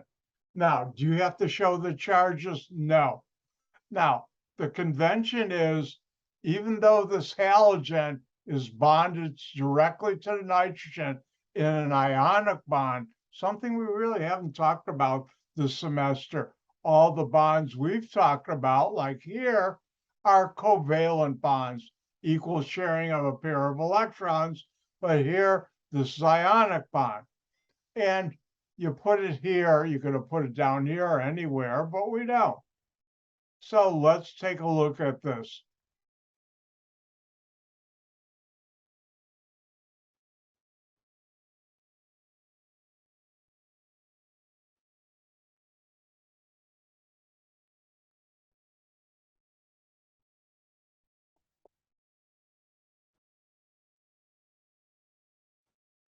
I'll give you time to catch up. Did you look at a bottle of ketchup and realize there's acetic acid in it because it's got vinegar in it? Wow, organic chemistry's everywhere. All right, my turn now. Now, we look at this, what's different? What's not carbon? What's not hydrogen? A nitrogen with 3 alkyl groups. They're all the same methyl, but this is a tertiary amine. 3 R groups on nitrogen, tertiary amine. We look over here, carbon, carbon, ooh, halogen on a carbon. I'll call this our triple prime. That's an alkyl halide. And X can be chlorine, bromine, or iodine. In the presence of base, you'll get this attacks and forms a quaternary ammonium salt. See, I've been good. I haven't used slang.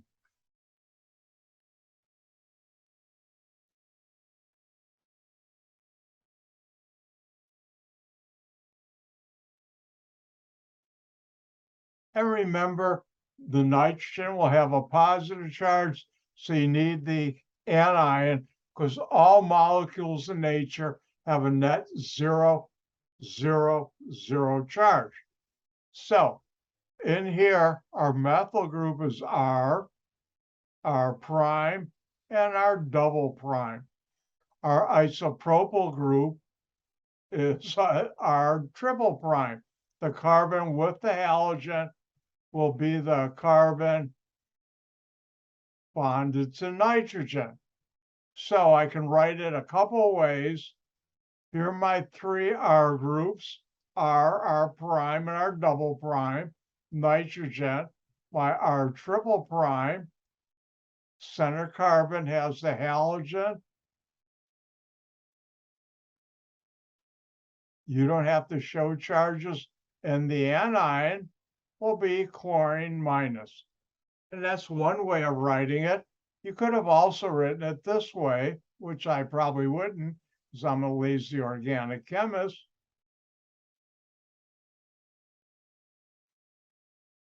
But on a test, feel free to do it this way also.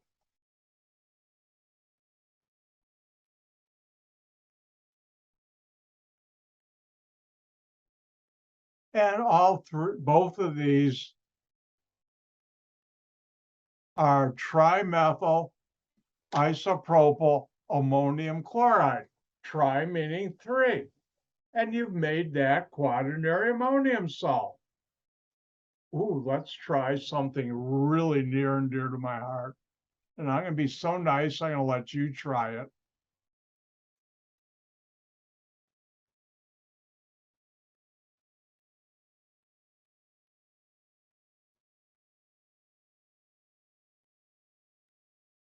And there you are. There's one for you to try.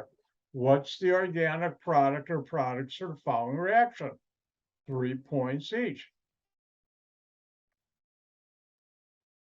Well, I don't know if I should share all this fun with you or not. Oh, I will. You guys are worth it. And women too, you girls.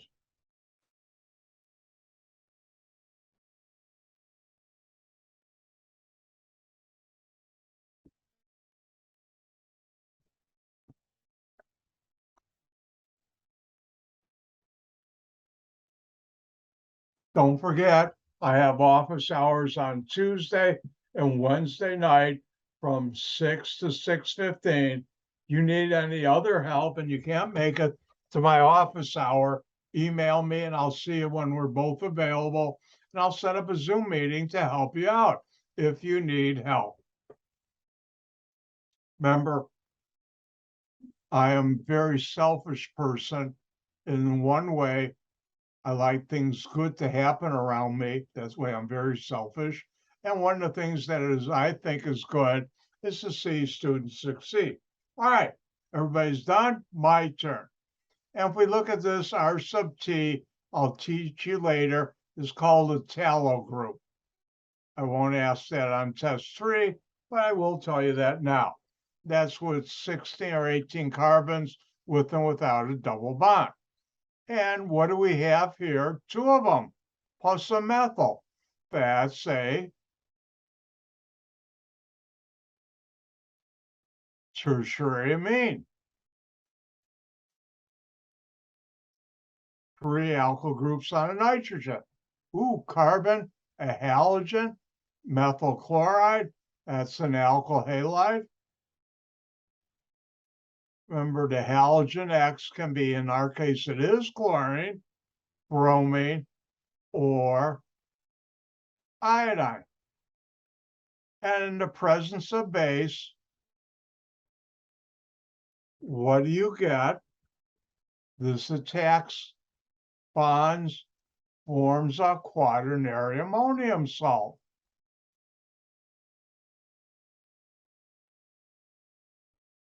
Again, you don't have to draw the charges, but you need this anion here, halogen. In real life, there are other anions, but I've used them, but I'm not going to teach it in here, like acetate and others, methyl sulfate, etc. But what's R and R prime tallow. What's our double prime, or our, hold on, extra line there, fixed it. What's our double prime? Methyl. And what's our triple prime? Methyl. Therefore, I'm going to have two tallow are still on there.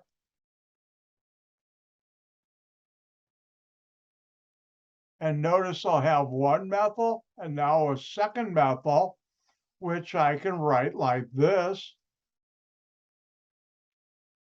This has four groups, 2 plus 2. Isn't the math hard in this class? 2 plus 2, 4. And this will have a positive charge. You don't have to show it, but you will have to do the anion, which is chlorine, and you don't have to show the charges, but I always will. There's another way you could have also written this, which I won't because I'm a lazy organic chemist. That's a lot of work.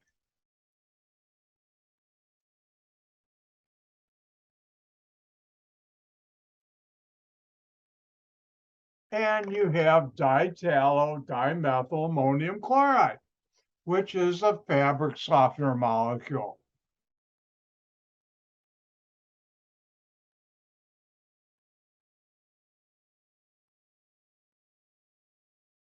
The next time you pick up a bottle or a box of fabric softener, you should remember it has a quaternary ammonium salt. Now, some of the older ones still use dimethyl, ditallow, dimethyl ammonium chloride. And the reaction you just did when I was at Axo Chemie, which is now called Axo Nobel, and that division they sold off into about a year ago into its own company called Nurion. Anyways, when I was there, that reaction, we used to make about 100 million pounds a year of that molecule. Think about that. That's a lot. In case you're not familiar, did I talk about tank wagons in here yet? Time out for education that won't be on a test. How many of you have ever seen the vehicles that deliver gasoline to a gas station? Those are called tank wagons. In the old days, when they had horses, they put a tank on the back of a wagon, and that's how they got the name. Actually, I was at a celebration years ago in Germany at a company I worked for, and they actually had for the celebration in the town, they had a guy who they hired every once in a while who, with his horses, had a tank on the back of a wagon. Oh, it was so neat to see that. I was glad I was in Germany at that time.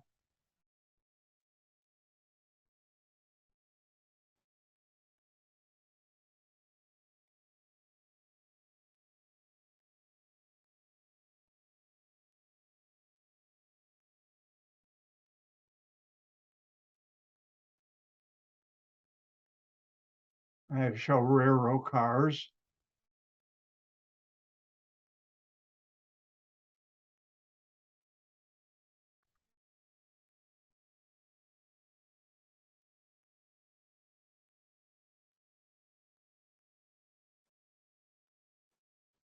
All right. Everybody see the picture on your screen there? This is a tank wagon. They are standardized. This one doesn't have a ladder. It's insulated. Let's see if I can find one with a ladder on it.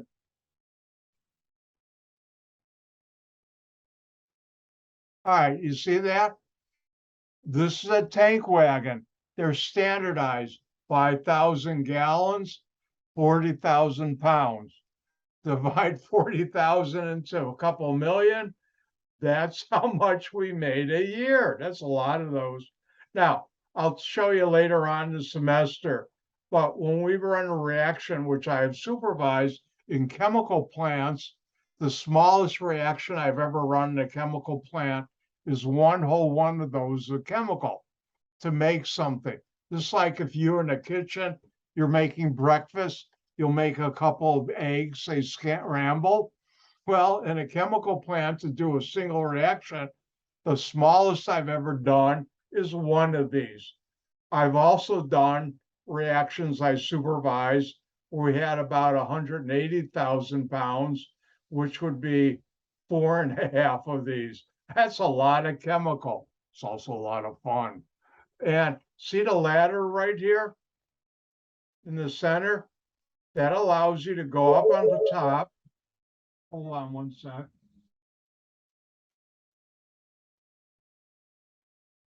I don't know who, it's probably some spam phone call. It's not the President of the United States or the UN Secretary General, not that they'd be calling me. One more ring.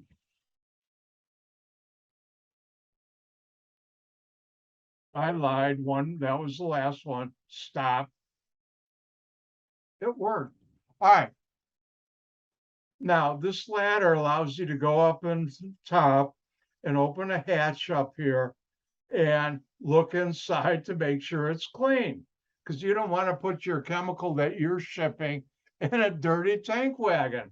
Oh, by the way, it's not fun climbing one of those in the winter when it's 5 below and snowing outside. Unfortunately, I did that. I had some people who were sick and I had to help out in a quality control lab. And there I am checking tank wagons. It's not fun, but it's an important part of working in a chemical plant. But anyways, that molecule I just showed you right here, ditallow dimethyl ammonium chloride. Ooh, that reminds me. Are you guys up to another Dr. White story? Good, because you're going to get one. First of all,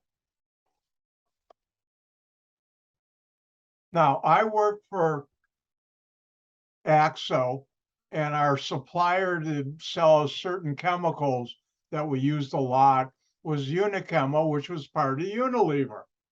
And we were having a problem with their raw material, what they were shipping. And I figured out what the problem was. I called them up and said, here's your problem. Here's how you solve it. And why did I teach another company how to solve their problem? Because it made my life easier, because I didn't have to figure out our product's having a problem and fix it. And I fixed it by helping them fix the raw material, the starting material that we use. Well, that company, they transferred all their research when they bought a plant in Chicago and their corporate offices to Chicago. And their research director was retiring. And they called me up and said, we're really impressed how you helped us out. Would you like a new job? I said, not really. I'm happy here. He said, why don't you come in and talk to us? So I came in. They hadn't really transferred yet. So I actually went to, back then, their plant or their corporate headquarters was in New York. And I flew to New York. They paid for it. And I interviewed, met with the president. And I said, I'm not really interested. Said, I've got a way to make you interested in what? Well, he made me an offer I couldn't refuse. No, not like the Godfather offer. They offered to double my salary from what I was making. Guess what? Yep, I'm interested now. And the reason I'm telling this story is at that point, I was the laboratory manager in the United States for all quality control and also for research for this company. And because of that, I'd go to England for meetings at Unilever worldwide, all the senior research managers in different divisions. And at that point, I happened to be chemists know how to party hard on company money. So after our meeting, this was in England outside of London. I forgot which city. I can't think of it. We're staying at an inn called the Last Drop Inn. And have you ever seen the pictures in England, how they have a wooden board with a picture outside of certain inns? Well, here at the last, you know what the last drop was? Someone getting hung. They had a picture of that on the board, the last drop in. Well, anyways, we were there. And after dinner, after a full day of meeting, we had dinner at the end. And we were in the pub, otherwise known as a bar, and having a good time. And someone I knew said, do you know the story about the snuggle bear? I said, no. He said, why don't you go over and ask that guy the story? And who was that guy? The research director, vice president of research for all of Unilever. And I'd already made some important discoveries, so he knew about me. I had never met him face to face. I walked over, introduced myself to him, and he was a very nice guy. I got to know him better because I made some things that he really liked I was doing in America. And I said, somebody asked me to ask you about the snuggle bear. Do you know anything about that? And he smiled and said, yeah, I know why they asked you. And he said, I'm the one who came up with the idea for the snuggle bear. Really, I'm impressed. If you've ever seen Snuggle fabric softener, they got a cute, fuzzy little teddy bear. Let's see if I can find it.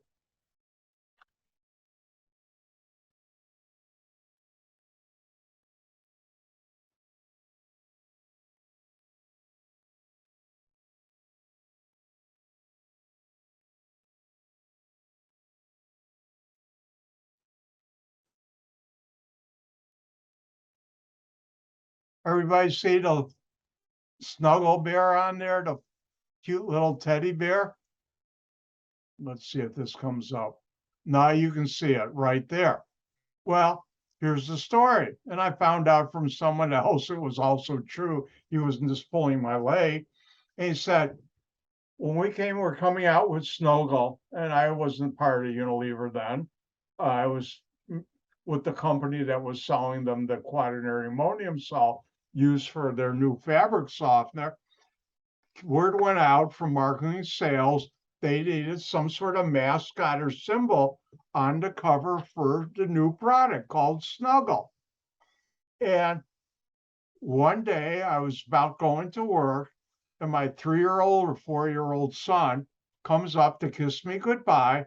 And he's got this old, nice, cute little beat up somewhat teddy bear. And immediately he said, wow, that would be a great logo. And he asked the son, can I borrow it? Son said, no, it's my teddy bear. And it took a couple of days, and he never told me how he convinced his son to let him borrow it, even though he did said, I promise you'll get it back. And he took it to work, went to marketing salespeople and said, here's your new logo. And he held up that older, beat up looking teddy bear, who was quite cute and snuggly. And he also got, I don't know exactly, I think something about $25,000, $30,000 bonus, because whoever came up with it got that, which is not bad for bringing in a teddy bear, say, here's what you want. And that's a true story. By the way, we partied hard that night and other nights too. Shh.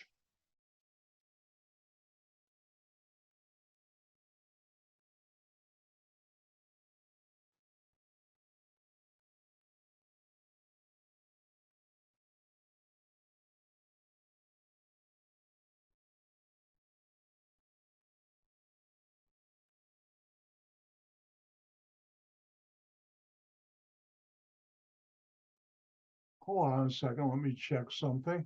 Yep, I already gave you one to try. Let's do this.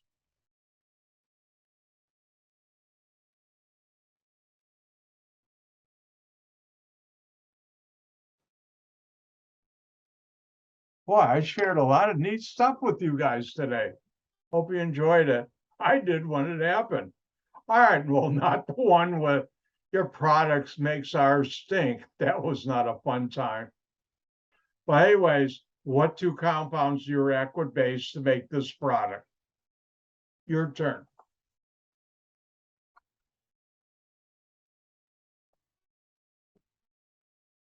Don't forget, Wednesday, I will be going through the carboxylic acid and ester problem set.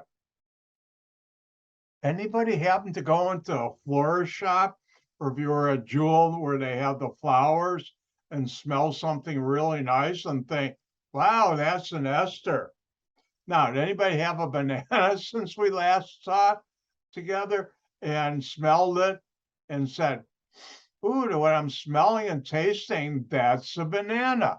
Dr. White doesn't like bananas, even though I still like when you make synthetically an ester that's banana, I still go, wow, even though I don't like bananas.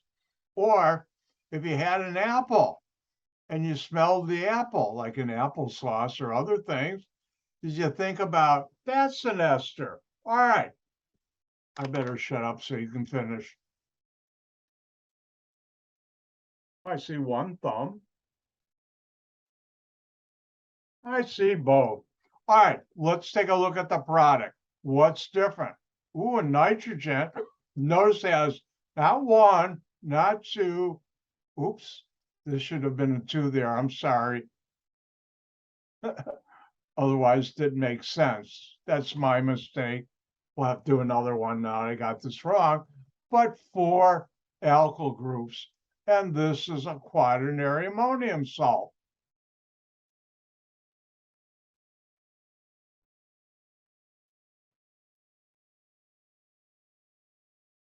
And how do you make a quaternary ammonium salt? You take a tertiary amine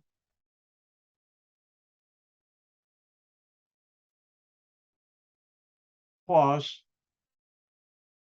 an alkyl halide. Now, I can say the two methyl groups are R and R prime, and one of the ethyl groups are double prime and are triple prime. If that's the case, two of the R groups are in R prime are methyl, and one of the ethyl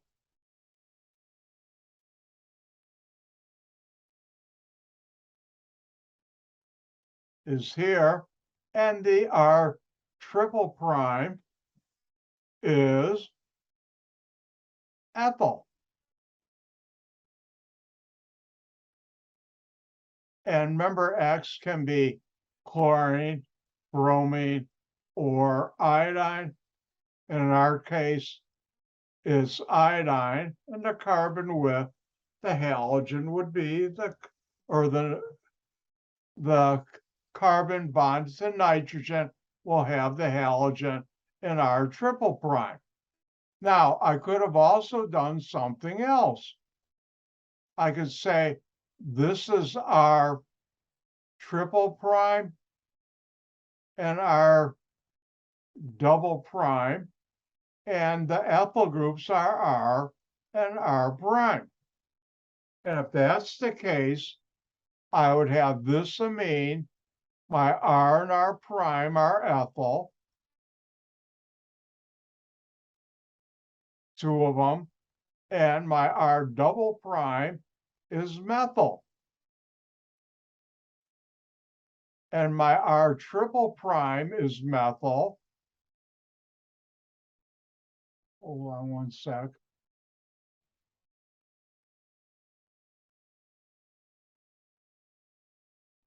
And the halogen here is iodine, which is correct. They both are for this class. Now, since I made a mistake, everybody see how red I'm getting? Oh, let me give you another one.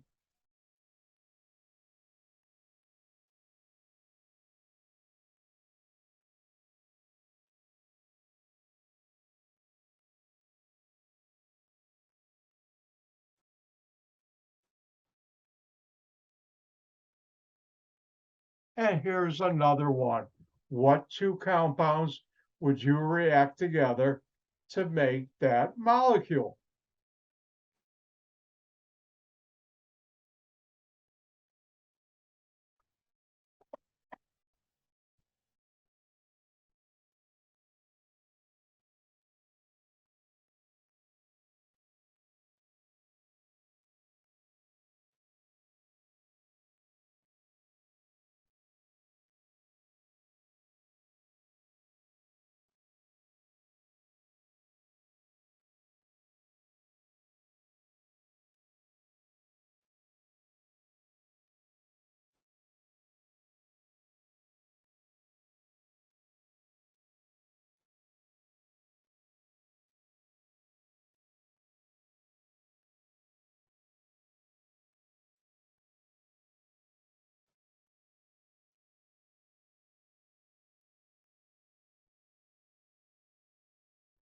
All right, I see one person done. I'll wait for everybody. I see two people done. If we look at this product, we look for what's different, what's not carbon, what's not hydrogen, on nitrogen. Notice we have four methyl groups on there. It's a quaternary ammonium salt, plus the anion, halogen, gives it away, and plus the charges. Oops, I don't.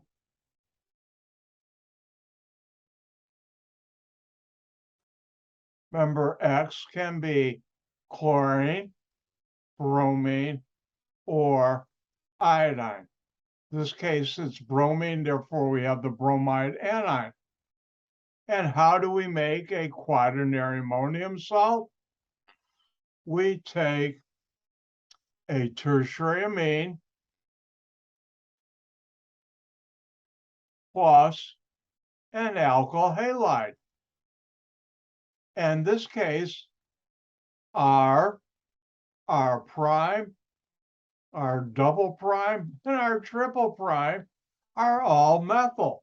So my tertiary amine, all R groups on there are methyl, tertiary, trimethylamine. This is one way I could write that.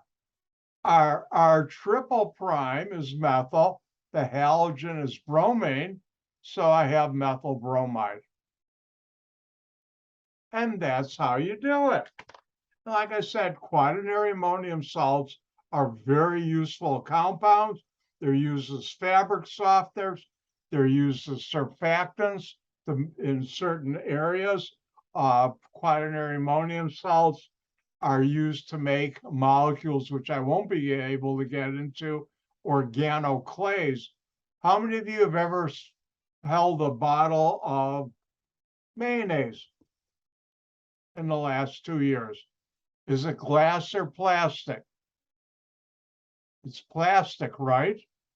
Well, until about 20 years ago, it was only glass, because plastic they made will let oxygen in, and that would cause the mayonnaise to go bad sitting on a shelf. Well, it turned out, and Dr. White didn't do this, but chemists found out how to make what's called organoclays. You take a diatomaceous earth, react it with a quaternary ammonium salt to make an organoclay. And when you mix an organoclay with a plastic, that gives it a barrier that doesn't allow oxygen to get into the food. And that's a good thing, because you won't get oxidation and you won't get it to go icky. Oh, is that a professional term? You don't want your mayonnaise icky. In other words, it goes bad. And that's quaternary ammonium salts. I better move on, because I could talk about this for hours on end. Uh-oh. Speaking about hours on end,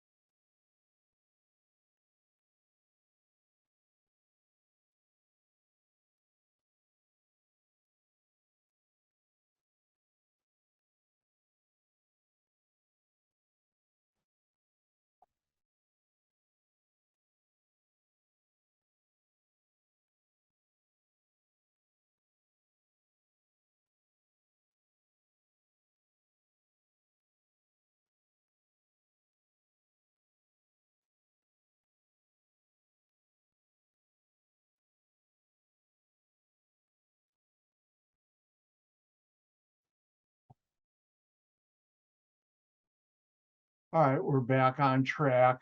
Sorry about that.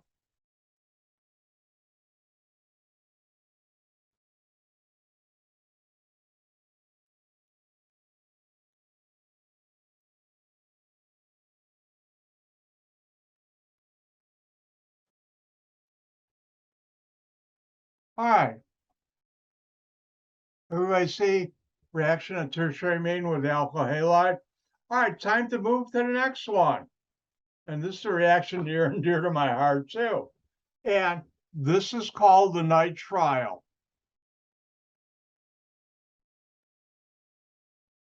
And I won't go through nomenclature of nitriles, even though they're as common in ACS. And it has a carbon-nitrogen triple bond. And yes, you have 2 pi bonds and 1 sigma bond. And let me go to my whiteboard.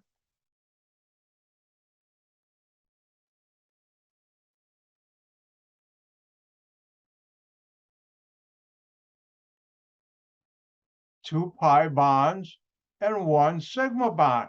And you know what you can do with a pi bond? React it, hydrogenate it with excess hydrogen and a catalyst. And remember, the catalysts are nickel, platinum, or palladium. And you break the 2 pi bonds, and each atom of the triple bond gets 2 hydrogens.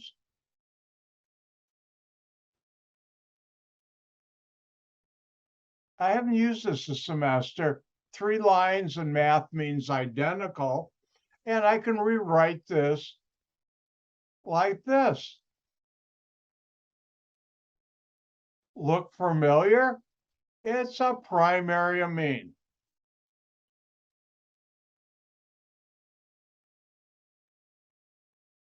And this is an outstanding way of starting with a nitrile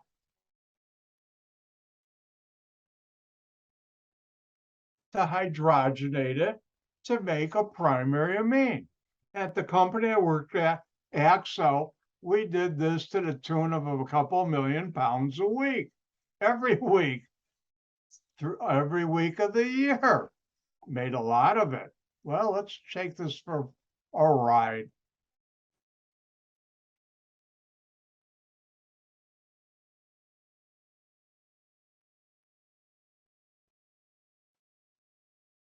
So let's look at the following reaction. If you take that molecule and react it with hydrogen and platinum, what product, organic product, you get? Well, you look for what's different, what's not carbon, what's not hydrogen, what's not a carbon-carbon single bond, should get your attention like that. Ooh, I've got not only a nitrogen, but it's involved in a triple bond to carbon. And what is this? A nitrile. And hydrogen, excess. Remember, excess means you've got all the hydrogen in the world that react with anything hydrogen will react with. And platinum is a hydrogenation catalyst, something that makes the reaction go quicker. And that can be nickel, in our case, platinum, or palladium. And you break the pi bonds, there are 2 of them. Sigma bond you don't, and each atom of the triple bond gets a hydrogen. And in this case, you could also write it like this. Either way is correct on a test. But don't forget, this is a primary amine. So what's my R group? This.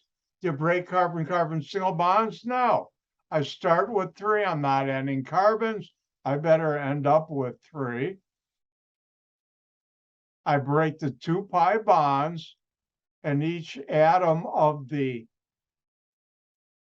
triple bond gets 2 hydrogens. I know there are 4 bonds to carbon. Now you can write it this way, or if you want, you don't have to.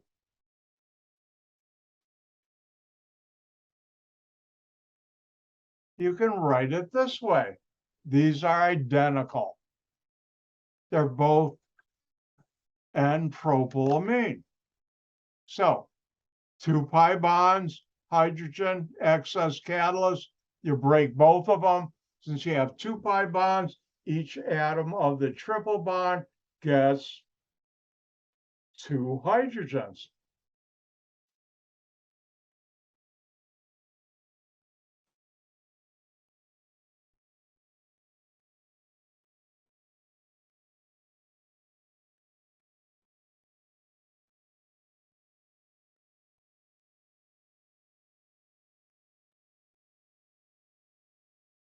And here's one for you to try.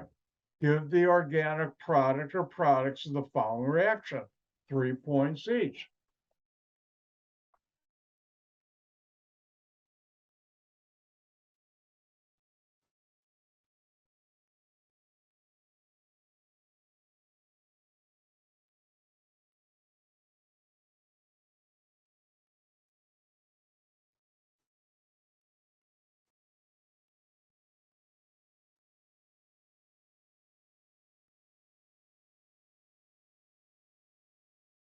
Thank you, Andrew.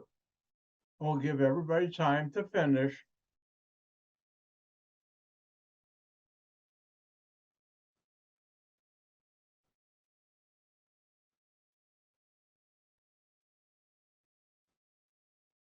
Thank you, Ignacio.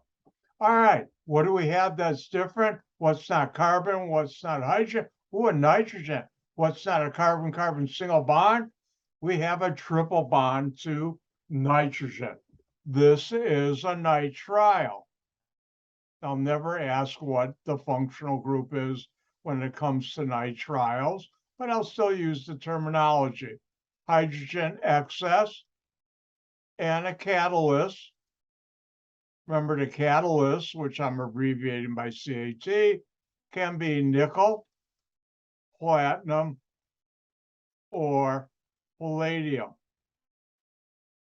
And you break the 2 pi bonds, and each atom, I'm about to sneeze too. Oh, I think I stifled it.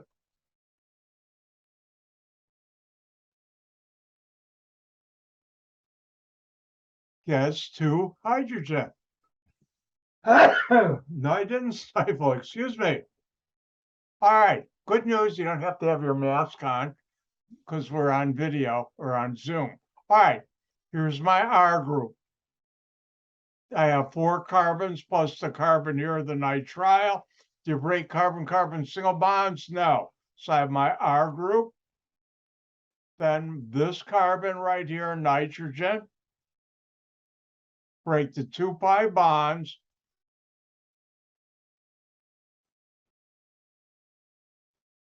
And each atom gets 2 hydrogens. There are 4 bonds to carbon.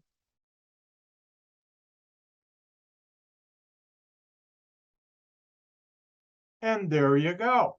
And you could have also written it this way.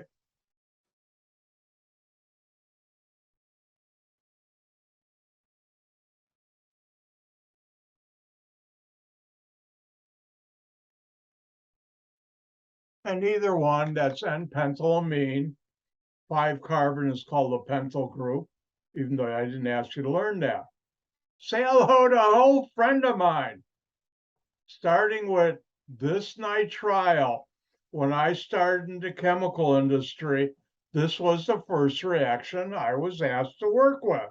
And what I was asked to do was come up with a process, a procedure that we could run, we being the company, run this reaction in existing plant equipment. And the reason it was a problem was that this gives off a lot of heat. That's called an exothermic reaction, a lot. And the chemical company, Axo, was used to where R is much larger and it gave off less heat. And I had to find a process that in existing plant equipment, because you can't go to the president of company and say, oh, we can do this, but I need $100 million to build a new extension to plant. Guess what? You don't have a job anymore. What? We're not going to spend $100 million on a new product. You should be able to make it an existing plant. And yes, I came up with a process how to run this reaction by adjusting reaction conditions in existing plant equipment.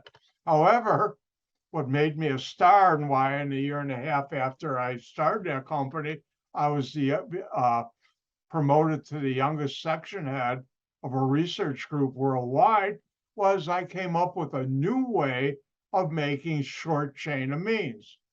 And oh no, I'm out of time. I'll have to talk more about this on Wednesday, but time flies when you're having fun with amines and quaternary ammonium salts and Dr. White. Don't forget, the lab we talked about last week is due this Wednesday. Keep on handing in your labs on time. And sometime today or tomorrow, the lab you handed in last week, I'll post the grades in D2L. Don't forget, keep up with the practice problems. Things are getting moving faster, if you notice. And that's, I always do that. I will go through on Wednesday the carboxylic acid and ester practice problems. And with that, I get to say, oh, I went a whole minute over. I'm sorry. But gang gesund. Bye now. I'll see you either Tuesday night or for sure Wednesday. Bye. Gang gesund.